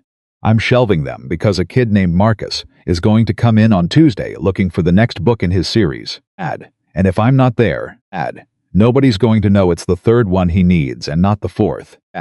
Because nobody else remembers he skipped the second one. I'm keeping the library. 3 days a week. That's not negotiable either. So she kept the library 3 days a week, and she ran the foundation the other days, and slowly, carefully. Because Emma did everything carefully, the things she'd been building out of her own empty pockets, Dines began to grow into something with a real shape. The store got a budget. A real one. Emma sat in a meeting with Nathan Reed and looked at the number, and had to excuse herself to the restroom, where she stood over the sink and pressed a wet paper towel to her face and told her reflection, "Don't you cry. Don't you dare cry in a business meeting." And then cried anyway quietly, and came back out and said, "Okay. Let's talk about how many coats that buys." It bought a lot of coats. It bought coats for the Hartwell branch and then for 4 other branches. And then Nathan set up a system so that any librarian in the city who saw a cold child could put in a request and a coat would arrive within a week. No form. No proof of poverty. No waiting list because Emma had been immovable on that point. The channels have forms. She'd said. In her first real meeting. To a room full of people with degrees. A cold kid doesn't need a form. A cold kid needs a coat today. We are not building another channel. We are building the thing people go to when the channels fail them, and the people with degrees, who had expected to educate the librarian, found themselves taking notes. Gloria Danvers, the supervisor who'd told Emma to scale it back, was among the first to feel the change. She came into the children's section one afternoon to find Emma being interviewed by a features writer from a real newspaper, with a photographer, about the foundation that bore her name. Emma, Gloria said afterward, cornering her by the returns cart, her voice pitched between confusion and a sudden, nervous warmth. I had no idea you knew, this foundation, I want you to know I always supported the store. You know that. I always thought it was such wonderful work. You told me to move the coats to my car, Gloria. Emma said mildly. Not cruelly. Just factually. Stacking returns. In December. I did it too. I handed them out of my trunk in the cold for 2 months, so it wouldn't land on your desk. Gloria's face did something complicated. That was about liability, Emma. You have to understand. From a management perspective. I understand, Emma said, and she meant it, because that was the thing about Emma. She never held the sword even when it was handed to her. I really do. You were doing your job. I'm not angry, Gloria. She looked at the woman. But the coats stay in the library now. All of them. There's a whole shelf again. A bigger one. And it's funded. And it's not going anywhere. And if anybody complains, you send them to me. She smiled, and there was iron in it. I've got a foundation behind me now. I can afford to make somebody uncomfortable. Gloria opened her mouth.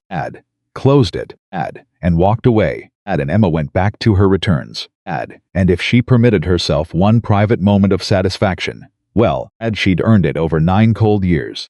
The best part, though better than the budget, better than watching Gloria's face, was Lucas. Caleb brought his son to meet Emma about a month in. Lucas was exactly as advertised, all cowlick and enthusiasm. And he arrived at the library clutching a drawing he'd made for the sandwich lady. Which turned out to be a picture of a giant sandwich with a smiling face, above which he'd written "Thank you for sharing with my dad." Emma had to sit down for that one. And then Oliver came in from the back, where he'd been doing his homework at the little table. And the 2 8-year-olds looked at each other with the frank appraising suspicion of small boys meeting on unfamiliar ground. And Lucas said, "Do you like dinosaurs?" And Oliver said, "I have a book about the deep sea ones." And that was it. That was the entire negotiation. They were best friends before either father or aunt could say a word. Well, Caleb said, watching the two boys disappear into the stacks together, arguing happily about whether a megalodon could beat a mosasaur. That was fast. Kids are smart, Emma said. They figure out who's safe about 40 times faster than adults do. It took me a whole cafe and a folder to trust you. Took them one dinosaur. Caleb laughed. And then he looked at her, and his face turned quieter, and he said, "You look different, you know. These last few weeks. You look, I don't know the word. Lighter. I'm sleeping in a bed," Emma said. Turns out that's a whole personality change right there. It's not just the bed. And it wasn't. And Emma knew it wasn't. And she looked away because she wasn't ready to say the rest out loud that, for the first time in her adult life, she'd stopped bracing. That the constant low hum of "what did I do wrong? When does the good thing get taken away?" had just long enough that she could hear other things underneath it. Things like hope.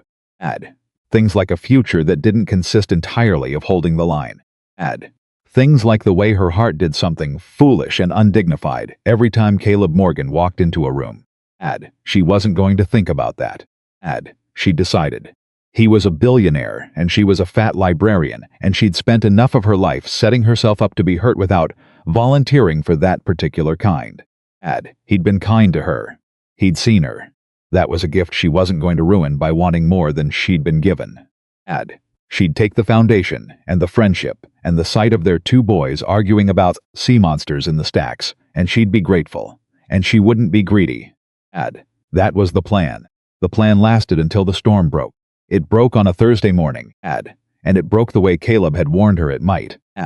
3 months earlier, in the cafe, when he'd said, "If I attach my name to you publicly, Richard Hale is going to notice." Emma found out about it from Oliver. Aunt Emma. He was standing in the kitchen doorway before school, holding her phone, which he'd picked up off the counter when it wouldn't stop buzzing. His face was pale. "Aunt Emma, why are there so many? There's a lot of messages. And there's a picture of you. And it says a bad word about you. Why does it say that?" Emma took the phone from him, and her stomach dropped and kept dropping. The photograph was the one from the cafe. Caleb, reaching across the table to shake her hand, the folder open, both their faces wet with tears. Except now it was everywhere, and it had a headline over it, and the headline did not "Billionaire Funds Librarians Charity." The headline said, in the breathless font of a tabloid that had been fed exactly what to say, "Vanished tech billionaire resurfaces lavishing fortune on mystery woman." Who is she and what does she want? And below it, worse, the story. A story that took every true thing about Emma's life and turned it, precisely as Richard Hale had promised, at the ugliest possible angle. A billionaire who'd abandoned his company and hidden for 2 years, the story said, had reappeared, and was now funneling money to an unknown woman, a heavy-set library employee from a struggling background. The story specified, because cruelty always finds a way to mention the body with $11,000 in debt and a history of financial hardship. The story asked its questions in that poisoned way that makes an accusation without ever having to prove one. Was this a vulnerable man being taken advantage of by an opportunist, or was it something more calculated, a lonely, desperate woman positioned by parties unknown to gain access to one of the largest private fortunes in the country? And most damning of all, the note of false concern. Sources close to the situation express worry Mr. Morgan's judgment and well-being following his prolonged and unexplained absence. Sources close to the situation. Emma knew without being told exactly which source that was. "It's not true," Oliver said, watching her face, his voice wobbling. "Aunt Emma, it's not true, right? You didn't. They're saying you did something bad." Emma set the phone down. She got down on one knee, in her work clothes, and she took her nephew by both shoulders, and she made her voice as steady as she possibly could. "Listen to me, Oliver. Look at me." She waited until his frightened eyes met hers. "There are some people in this world who cannot believe that a person can be kind for no reason. They just can't. It's not in them. So when they see somebody being kind, when they see me giving away coats, or Caleb helping the library, they think there has to be a trick, because a trick is the only thing they'd understand. And when they can't find a trick, sometimes they make one up. That's what this is. Somebody who can't imagine kindness, making up a trick, Because it's the only story they know how to tell. She squeezed his shoulders. It is not true. I know it's not true. You know it's not true, and the kids at the library know it's not true. And that's enough. Do you hear me? That's enough. But everybody's going to see it, Oliver whispered. Everybody at school. They're going to say things about you. And there it was, the real fear, the child's fear, that the people he loved would be hurt where he couldn't protect them. Emma recognized it because it was the same fear she'd carried her whole life, just pointed the other direction. Then they'll say things, Emma said. And it'll hurt. I won't lie to you and tell you it won't hurt, because you're too smart for that, and I promised your dad a long time ago I'd always tell you the truth. Her voice caught, but she held it. But baby, I have been surviving people saying things about me since I was younger than you. It's practically my superpower at this point. They can say whatever they want. It doesn't change one single true thing about who I am. And now, she stood up and wiped her eyes and straightened his backpack straps the way she did every morning. You're going to school. You're going to hold your head up. And if anybody says one word to you about this, you tell them your Aunt Emma runs a foundation that puts coats on cold kids. And you're proud of her. And then you walk away. Can you do that? Oliver looked at her for a long moment. Then slowly he nodded. I'm proud of you, he said. Even without anybody saying anything. I'm just proud of you. Emma had survived the cafeteria and the state of Illinois and 9 years of Gloria Hander Danvers, but at that 8-year-old boy nearly finished her right there in the kitchen. She got him to school. And then she called Caleb. He picked up on the first ring, and his voice was terrible, tight, furious, and underneath it, guilty. Emma, I've seen it. I am so, Emma, this is Hale. This is exactly what I told you he'd do. I know it's him, Emma said. You don't have to explain. You warned me. You told me this exact thing in the cafe, word for word, and I said yes anyway with my eyes open.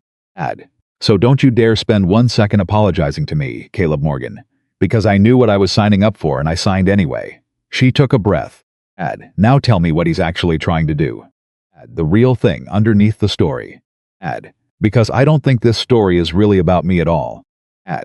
There was a pause on the line, and when Caleb spoke again, some of the tightness had gone out of his voice, replaced by something like wonder. You're right, he said.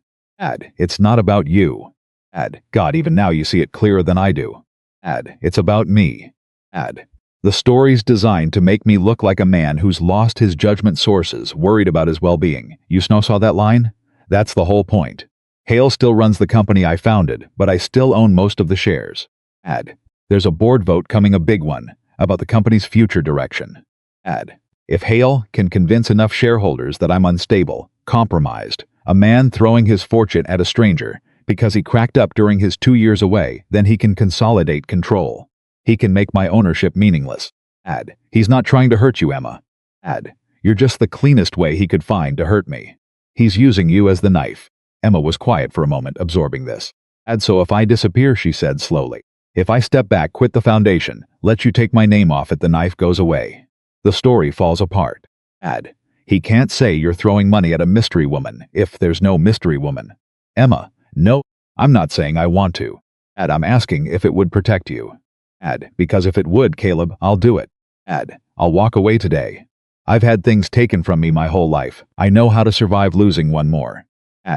But I won't have you lose the company you built out of a laundry basket because you were kind to me on a bus. And Caleb Morgan, on the other end of the line, had to stop and press his hand over his eyes because he'd known this woman would offer him that.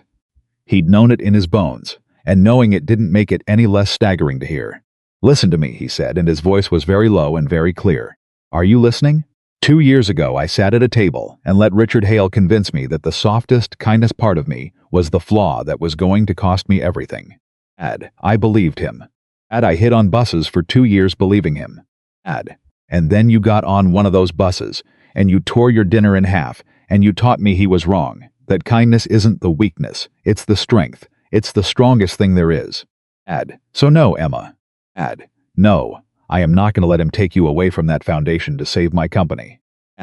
Because if I do that, if I sacrifice the kindest thing in my life to protect my money, then Richard Hale was right about me all along. Do you understand? Letting you walk away is losing. It's the only way I actually lose. The company's just a company. You and those kids and that foundation, that's the thing that's actually worth fighting for. And I'm done running from the fight. The line was quiet. Then we fight, Emma said. Together. But Caleb, we fight my way, not his. What's your way? His whole story only works because people can't imagine kindness being real. Emma said. And Caleb could hear something crystallizing in her voice. Some certainty he hadn't heard from her before. He's counting on that. He's counting on the whole world being as cynical as he is. So we don't argue with the story. You can't argue somebody out of cynicism. I learned that a long time ago.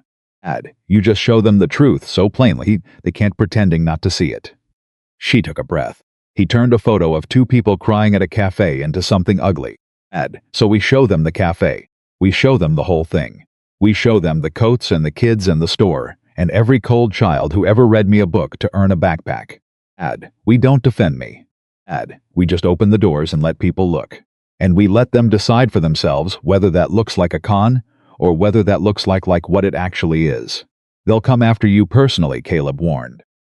If you stand up in public, Hale will make it worse. Your weight, your finances, Oliver, he'll drag all of it out. I can't protect you from that.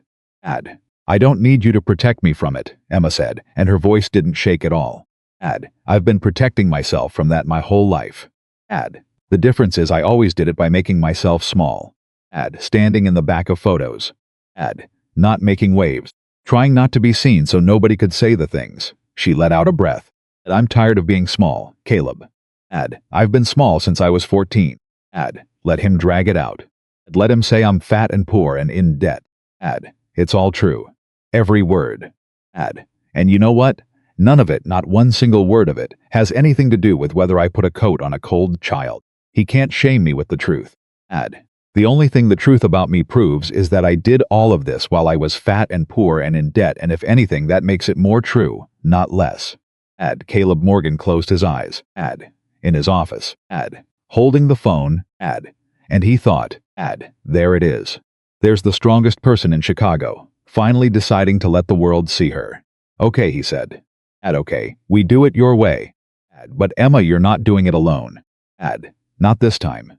Whatever he says about you, I'm going to be standing right next to you when he says it. In public. Where the same cameras that carried his lie can carry the truth. Deal, Emma smiled, though he couldn't see it. You're getting good at that word, she said. Deal. The charity gala had been scheduled for months.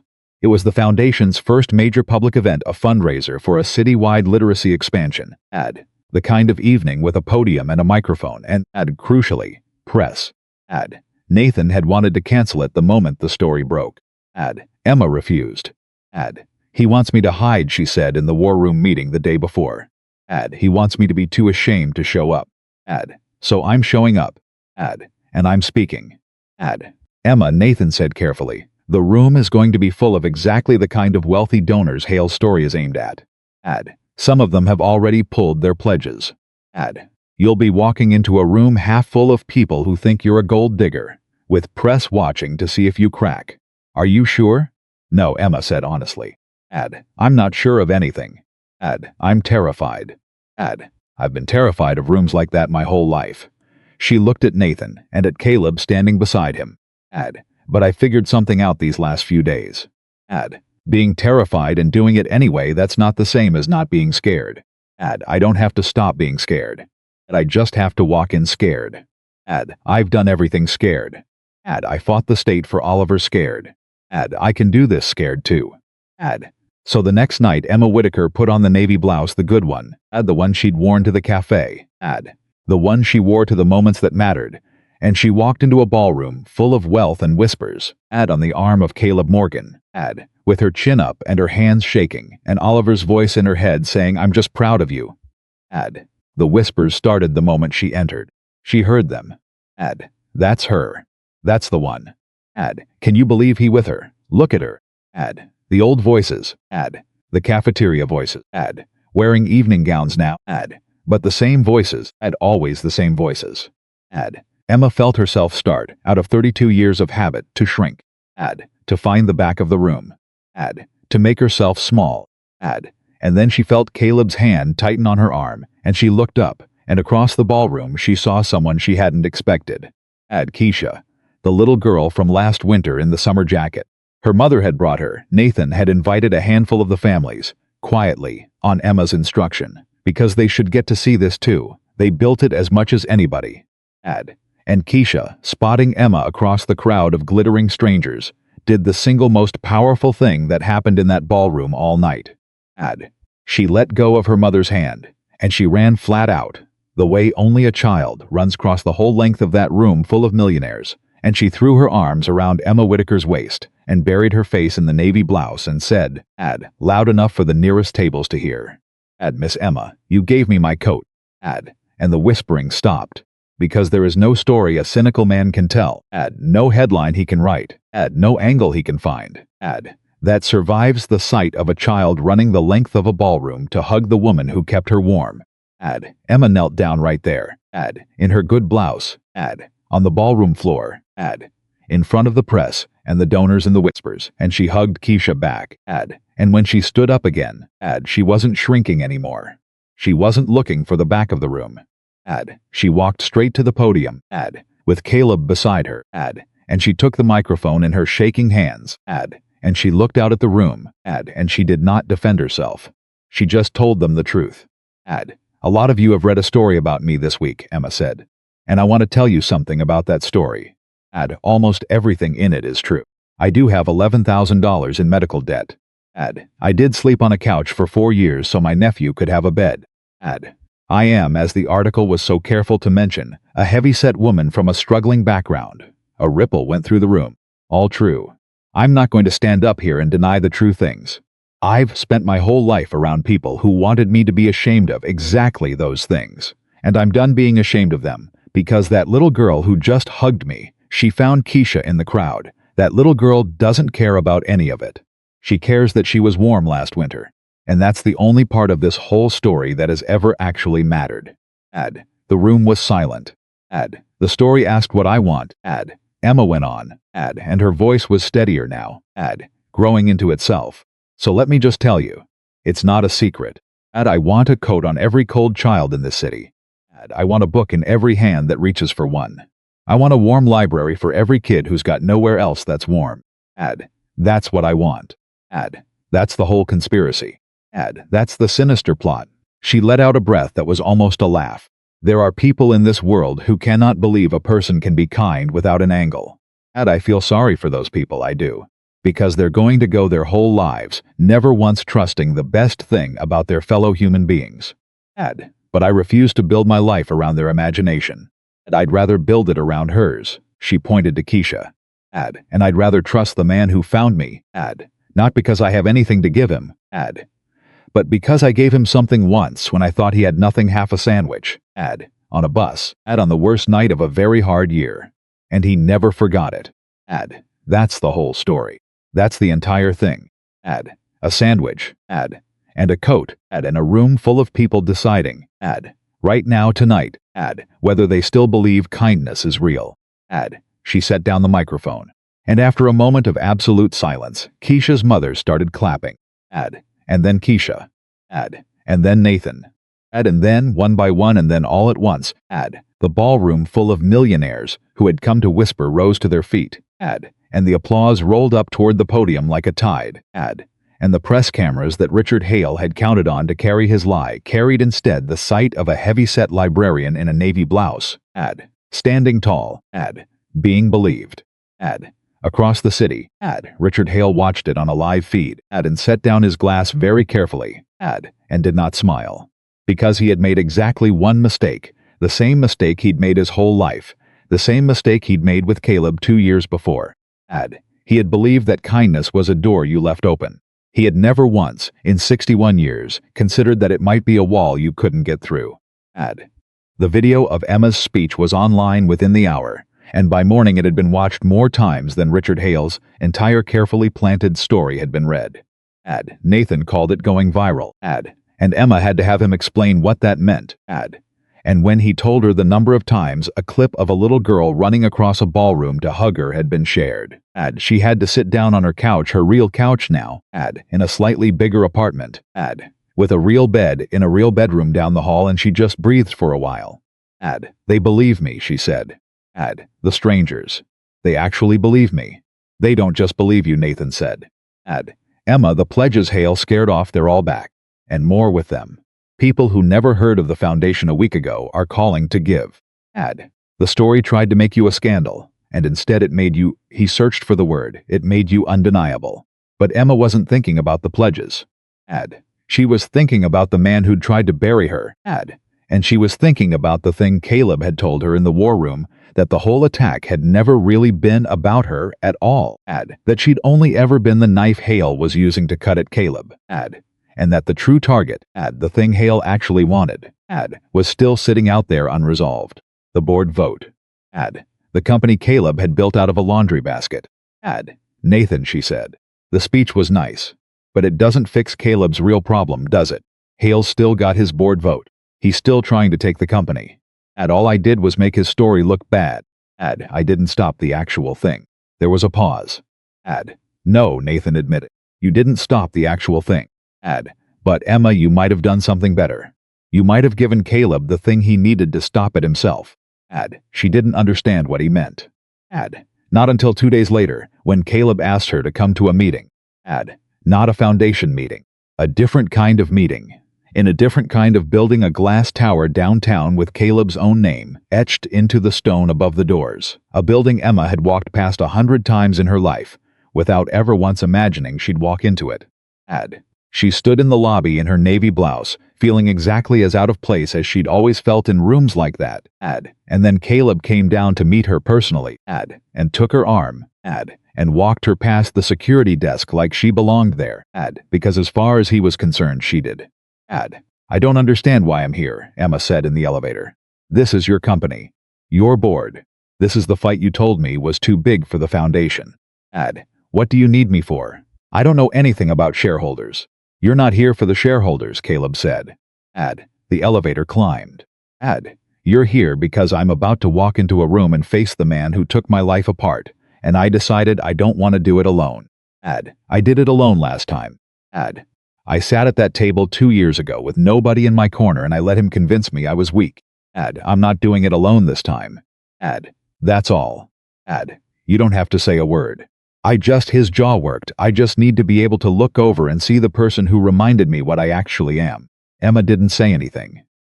She just reached over and took his hand and held it, all the way up. The boardroom was full when they walked in. 14 people around a long table. And at the head of it, silver-haired and beautifully dressed and entirely unbothered, sat Richard Hale.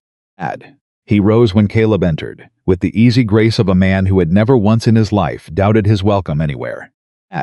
Caleb, he said warmly, as though they were old friends meeting for lunch. You look well. Rested. The time away agreed with you after all. His eyes moved to Emma, and something flickered in them, cold and amused. And you brought the smallest pause, weaponized, your librarian. How charming. I've read so much about you, my dear. You've had quite a week. Emma looked at him. She'd built this man up in her mind into something enormous, a monster, the shadow behind every cruel thing that had happened.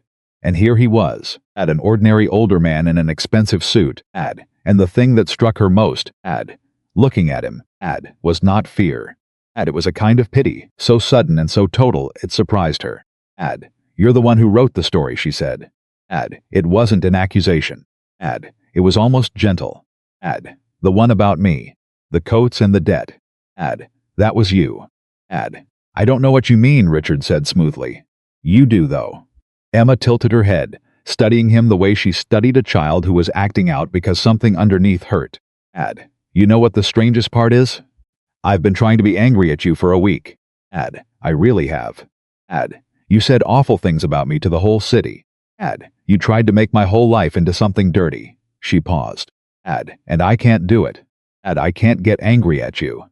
Because I finally figured out what you are, sitting here looking at you, and it's not a monster. You're just a man who's never once had somebody give him half a sandwich for no reason. You've gone your whole life and nobody ever did that for you. And so you don't believe it exists. And so when you see it, you have to destroy it. Because if it's real, then your whole life was a... She stopped herself gently. I'm sorry. That was too much. I'm a librarian, not a psychiatrist. But that's what I see. I see a man nobody was ever kind to. And I'm sorry for it. I genuinely am. The boardroom had gone very quiet. Richard Hale's smooth expression flickered just barely. Just for an instant. But Caleb saw it. And Emma saw it. A crack in 40 years of armor, and then it sealed over again. Harder than before. How touching, he said. The gold digger has a heart of gold. It'll play beautifully in the tabloids. But we're not here to discuss my childhood, Caleb. We're here for a vote. And whatever theater you've arranged with your little friend, the numbers are the numbers. I have the votes to restructure your holdings. I've had them for weeks. Sentiment doesn't move shares. You're right, Caleb said. Sentiment doesn't move shares. He walked to the table. He didn't sit. He set down a folder, a different folder, thicker than the one he'd shown Emma in the cafe, and he looked around the room at the 14 faces, some of whom wouldn't meet his eye. So let's not talk about sentiment, Caleb said. Let's talk about numbers, since Richard likes numbers. Nathan? The door opened and Nathan Reed came in, carrying more folders, and began setting one in front of each board member. 2 years ago, Caleb said, when I was voted out of my own company, I did something. I want to be honest that I did it while I was angry, and I want to be honest that I forgot I'd done it, because I spent the next 2 years too broken to think about business at all. But I did it. Before I walked out of this building, I exercised a provision in the original founding documents, a provision I wrote myself, in a one-bedroom apartment, back when the only person I trusted was me. It's a right of reconsolidation. If the founder is removed by internal action rather than shareholder mandate, he retains the right, for a period of 3 years, to petition the shareholders directly, not the board. The shareholders, he looked at Richard. You took the board, Richard. You were very good at it, but you never had the shareholders. You had a proxy arrangement that let you vote their shares as long as they let you. And this week, a great many of them stopped letting you. Richard's face had gone still. Do you know why? Caleb asked. He picked up the folder, and he didn't open it, he just held it. Because a librarian gave a speech. Because a little girl ran across a ballroom. Because for 2 years you told everyone I was a broken man who'd lost his judgment. And then the whole city watched me stand next to the kindest person in Chicago, and they made up their own minds about my judgment. The shareholders are people, Richard. That was always the thing you couldn't factor. You ran your numbers on the assumption that people are as cynical as you are. And most of the time you were right. But not this week. This week they watched a coat get put on a cold child, and they remembered that they'd rather own a piece of something built by that than something run by you. He set the folder down. I have the votes, not the board. The people who actually own this company. As of this morning, I have them. You can verify it. Nathan's put the proxy revocations in front of each of you. The board members were reading. Emma watched their faces change one by one, the way faces change when a thing they'd been sure of turns out not to be true. Richard Hale sat at the head of the table, and for a long, long moment he said nothing at all. And then he did the thing that told Emma everything about who he really was. He didn't rage. He didn't threaten. He simply gathered himself with the terrible dignity of a man who has lost and knows it, and he stood. You always were sentimental, he said to Caleb. But it came out different than it had 2 years ago. 2 years ago it had been a diagnosis, delivered with pity. Now it just sounded tired. Too soft for this. You keep saying that, Caleb said quietly. You said it 2 years ago, and I believed you, and it nearly killed me. You know what I finally figured out, Richard. You were right that I'm soft. I am. I'm the kind of man who cries on a bus over half a sandwich. I'm the kind of man who builds a foundation because a woman put a coat on a cold kid. I'm soft all the way through, and I'm never going to change it. He picked up the folder. You just had the last part wrong. You thought soft meant weak. But I just took my company back from you with the soft part. Not despite it. With it, the kindness is the thing that won, Richard. It was always going to be the thing that won. You just couldn't see it, because nobody ever showed you how. Richard Hale looked at him. Then he looked at Emma. One last time. And whatever he saw in her face, the pity that was still there, still genuine, still offered, seemed to unsettle him more than any triumph could have. He turned, and he walked out of the boardroom he had ruled, and he did not look back, And Emma understood that she was watching a man walk back into a life with no half sandwiches in it. And she felt, against all reason, sorry for him to the very end. When the door closed, the room let out a breath it had been holding, and Caleb Morgan stood at the head of the table of the company he'd just taken back. And the first thing he did before the congratulations, before the business, before any of it, was turn and look at Emma, to make sure she'd seen. She had. "You didn't need me," she said quietly.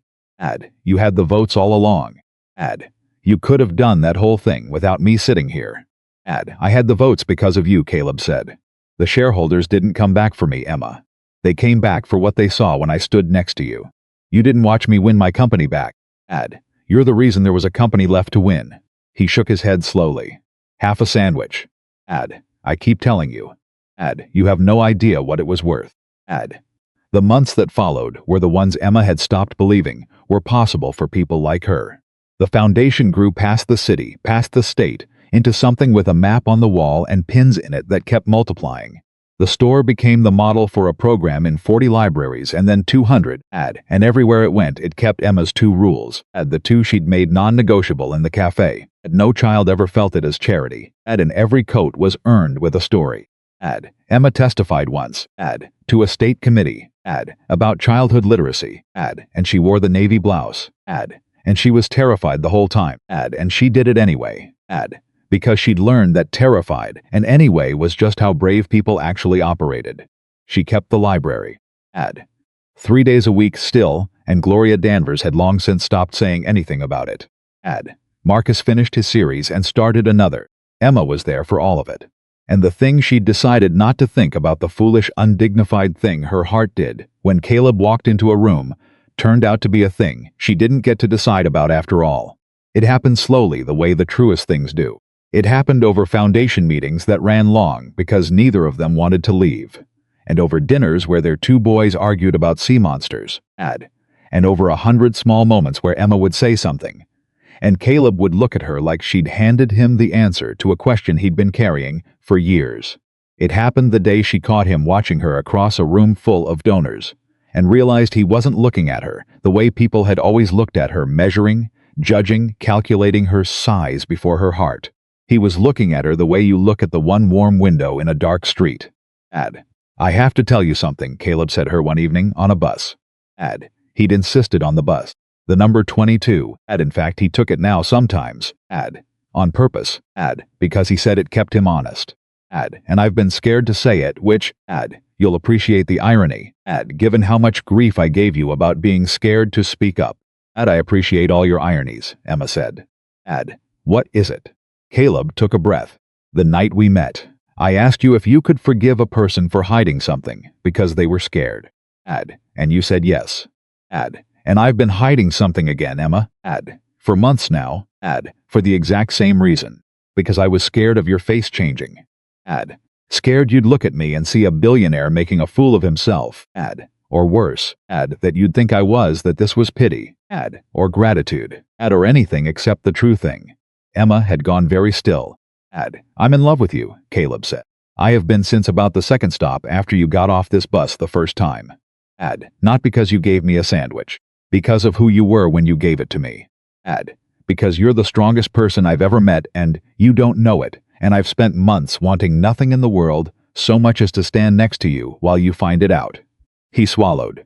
"And I know all the reasons it doesn't make sense. The money and the all of it. I know what people will say, but I'd rather have the truth and let people say things than sit here one more stop pretending. I learned that from you. You taught me you can't shame a person out of a true thing." He looked at her. "So, that's my secret. That's the whole cowardly, terrified truth of it. And now I've told you, and you can do with it whatever you." Emma kissed him.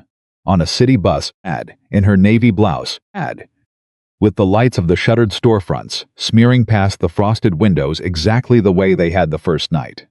Emma Whitaker kissed Caleb Morgan. And it was not the kiss of a woman who thought she wasn't enough. It was the kiss of a woman who had finally, after 32 years, decided to believe the evidence in front of her, instead of the voices from behind. "I was scared to say it too," she said, when she pulled back, her forehead against his. For months. Same reason. That you'd look at me and remember I'm Don't, Caleb said. Don't finish that sentence with any of the words they gave you. I've heard you finish it. I hate every one of those words. You're the warmest thing in my whole life, Emma. That's the sentence. That's the only true one. They were married the next spring, in a small ceremony, in the library, because Emma wouldn't have had it anywhere else. Oliver and Lucas were both there in matching two big suits, best friends, and now, they'd worked out with the ruthless logic of 9-year-olds, brothers, more or less, which was the same thing, Miss Peterson had confirmed it.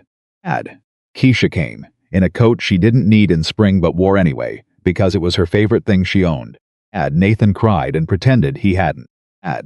Gloria Danvers came and told everyone she'd always known Emma was special, and Emma let her, because that was the kind of thing Emma did. Emma didn't get rich exactly, or she did, but it never became the point, because it was never going to be the point for a woman who'd spent her whole life measuring worth in coats and books and read aloud stories rather than dollars. What she got instead was the thing she'd stopped believing she was allowed to have. She got to stop bracing. She got to sleep in a bed and wake up in a life that was hers, in a family that was hers, doing at scale the exact thing she'd been doing all along out of her own empty pockets, for the exact same reason she'd always done it. And a year after the boardroom, almost to the day, Caleb took her back to the corner of Ashland and Grand, to the bus stop where a tired man had once climbed onto the number 22 with a hole in his boot and nothing in his stomach. He handed her a small box. She opened it, expecting she didn't know what. Inside was a folded square of wax paper, old now, creased soft with handling. You kept it, Emma whispered. The wrapper.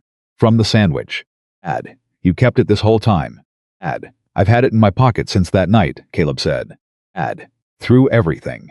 The hiding, the foundation, the boardroom, all of it. I kept it because it was the day my life turned around and I never wanted to forget what it actually cost. It didn't cost a fortune, Emma. It cost half a sandwich. It cost one person deciding to be kind to a stranger when she had every reason in the world not to be. He closed her hands around the wax paper. You told me on this exact spot the first night that the world's hard but it's not all hard. And you told me not to let it make me forget that. I never have. I never will. Because you made sure I couldn't. Emma looked at the wax paper in her hands, at the man beside her, at the two boys chasing each other around the bus stop bench, and she thought about the 14-year-old girl crying behind a gym, so sure her whole life had already been decided. She wished she could reach back through all those years and tell that girl one thing. She wished she could tell her, you are going to spend your whole life being told you're too much, and not enough at the same time, and you are going to believe them, for a long time, but you are wrong to believe them. And one cold night on a city bus, you are going to prove exactly how wrong, by giving away half of everything you have to a stranger, and it is going to come back to you 1,000-fold, not because you earned it, but because that is simply what kindness does, out in the dark, where nobody's watching. It grows, it always grows. You just have to be brave enough to plant it. She didn't cry. She'd cried enough for one lifetime, most of it the wrong kind. This wasn't a moment for crying. She just held the wax paper and held Caleb's hand and watched their boys play in the fading light at the bus stop where all of it had started. It was just half a sandwich, she said softly. The same thing she'd said a year before. And Caleb gave her the same answer he always gave, because it was the truest thing he knew, and because he would go on giving it to her for the rest of their lives. No, he said. It was the beginning of everything. And it was. Emma Whitaker had spent 32 years believing that her worth was written on the outside of her, where everyone could read it and find it wanting. She had been wrong. Her worth had always been on the inside, in the exact place no cruelty could reach and no mirror could show in the part of her that tore a sandwich in half for a stranger and never once thought to ask what she'd get for it. That was the part that changed a broken man on a bus. That was the part that built a foundation, that put coats on 1,000 cold children, that beat a cruel man not with power, but with a truth he couldn't survive looking at. That was the part that had been worth everything, all along. She had thought she was nobody. She had been, from the very beginning, the most important person in the entire story. And in the end, the woman who believed she was too small to matter turned out to be exactly large enough to change every single life she touched, which is the only kind of largeness that was ever worth having, and the only kind that lasts.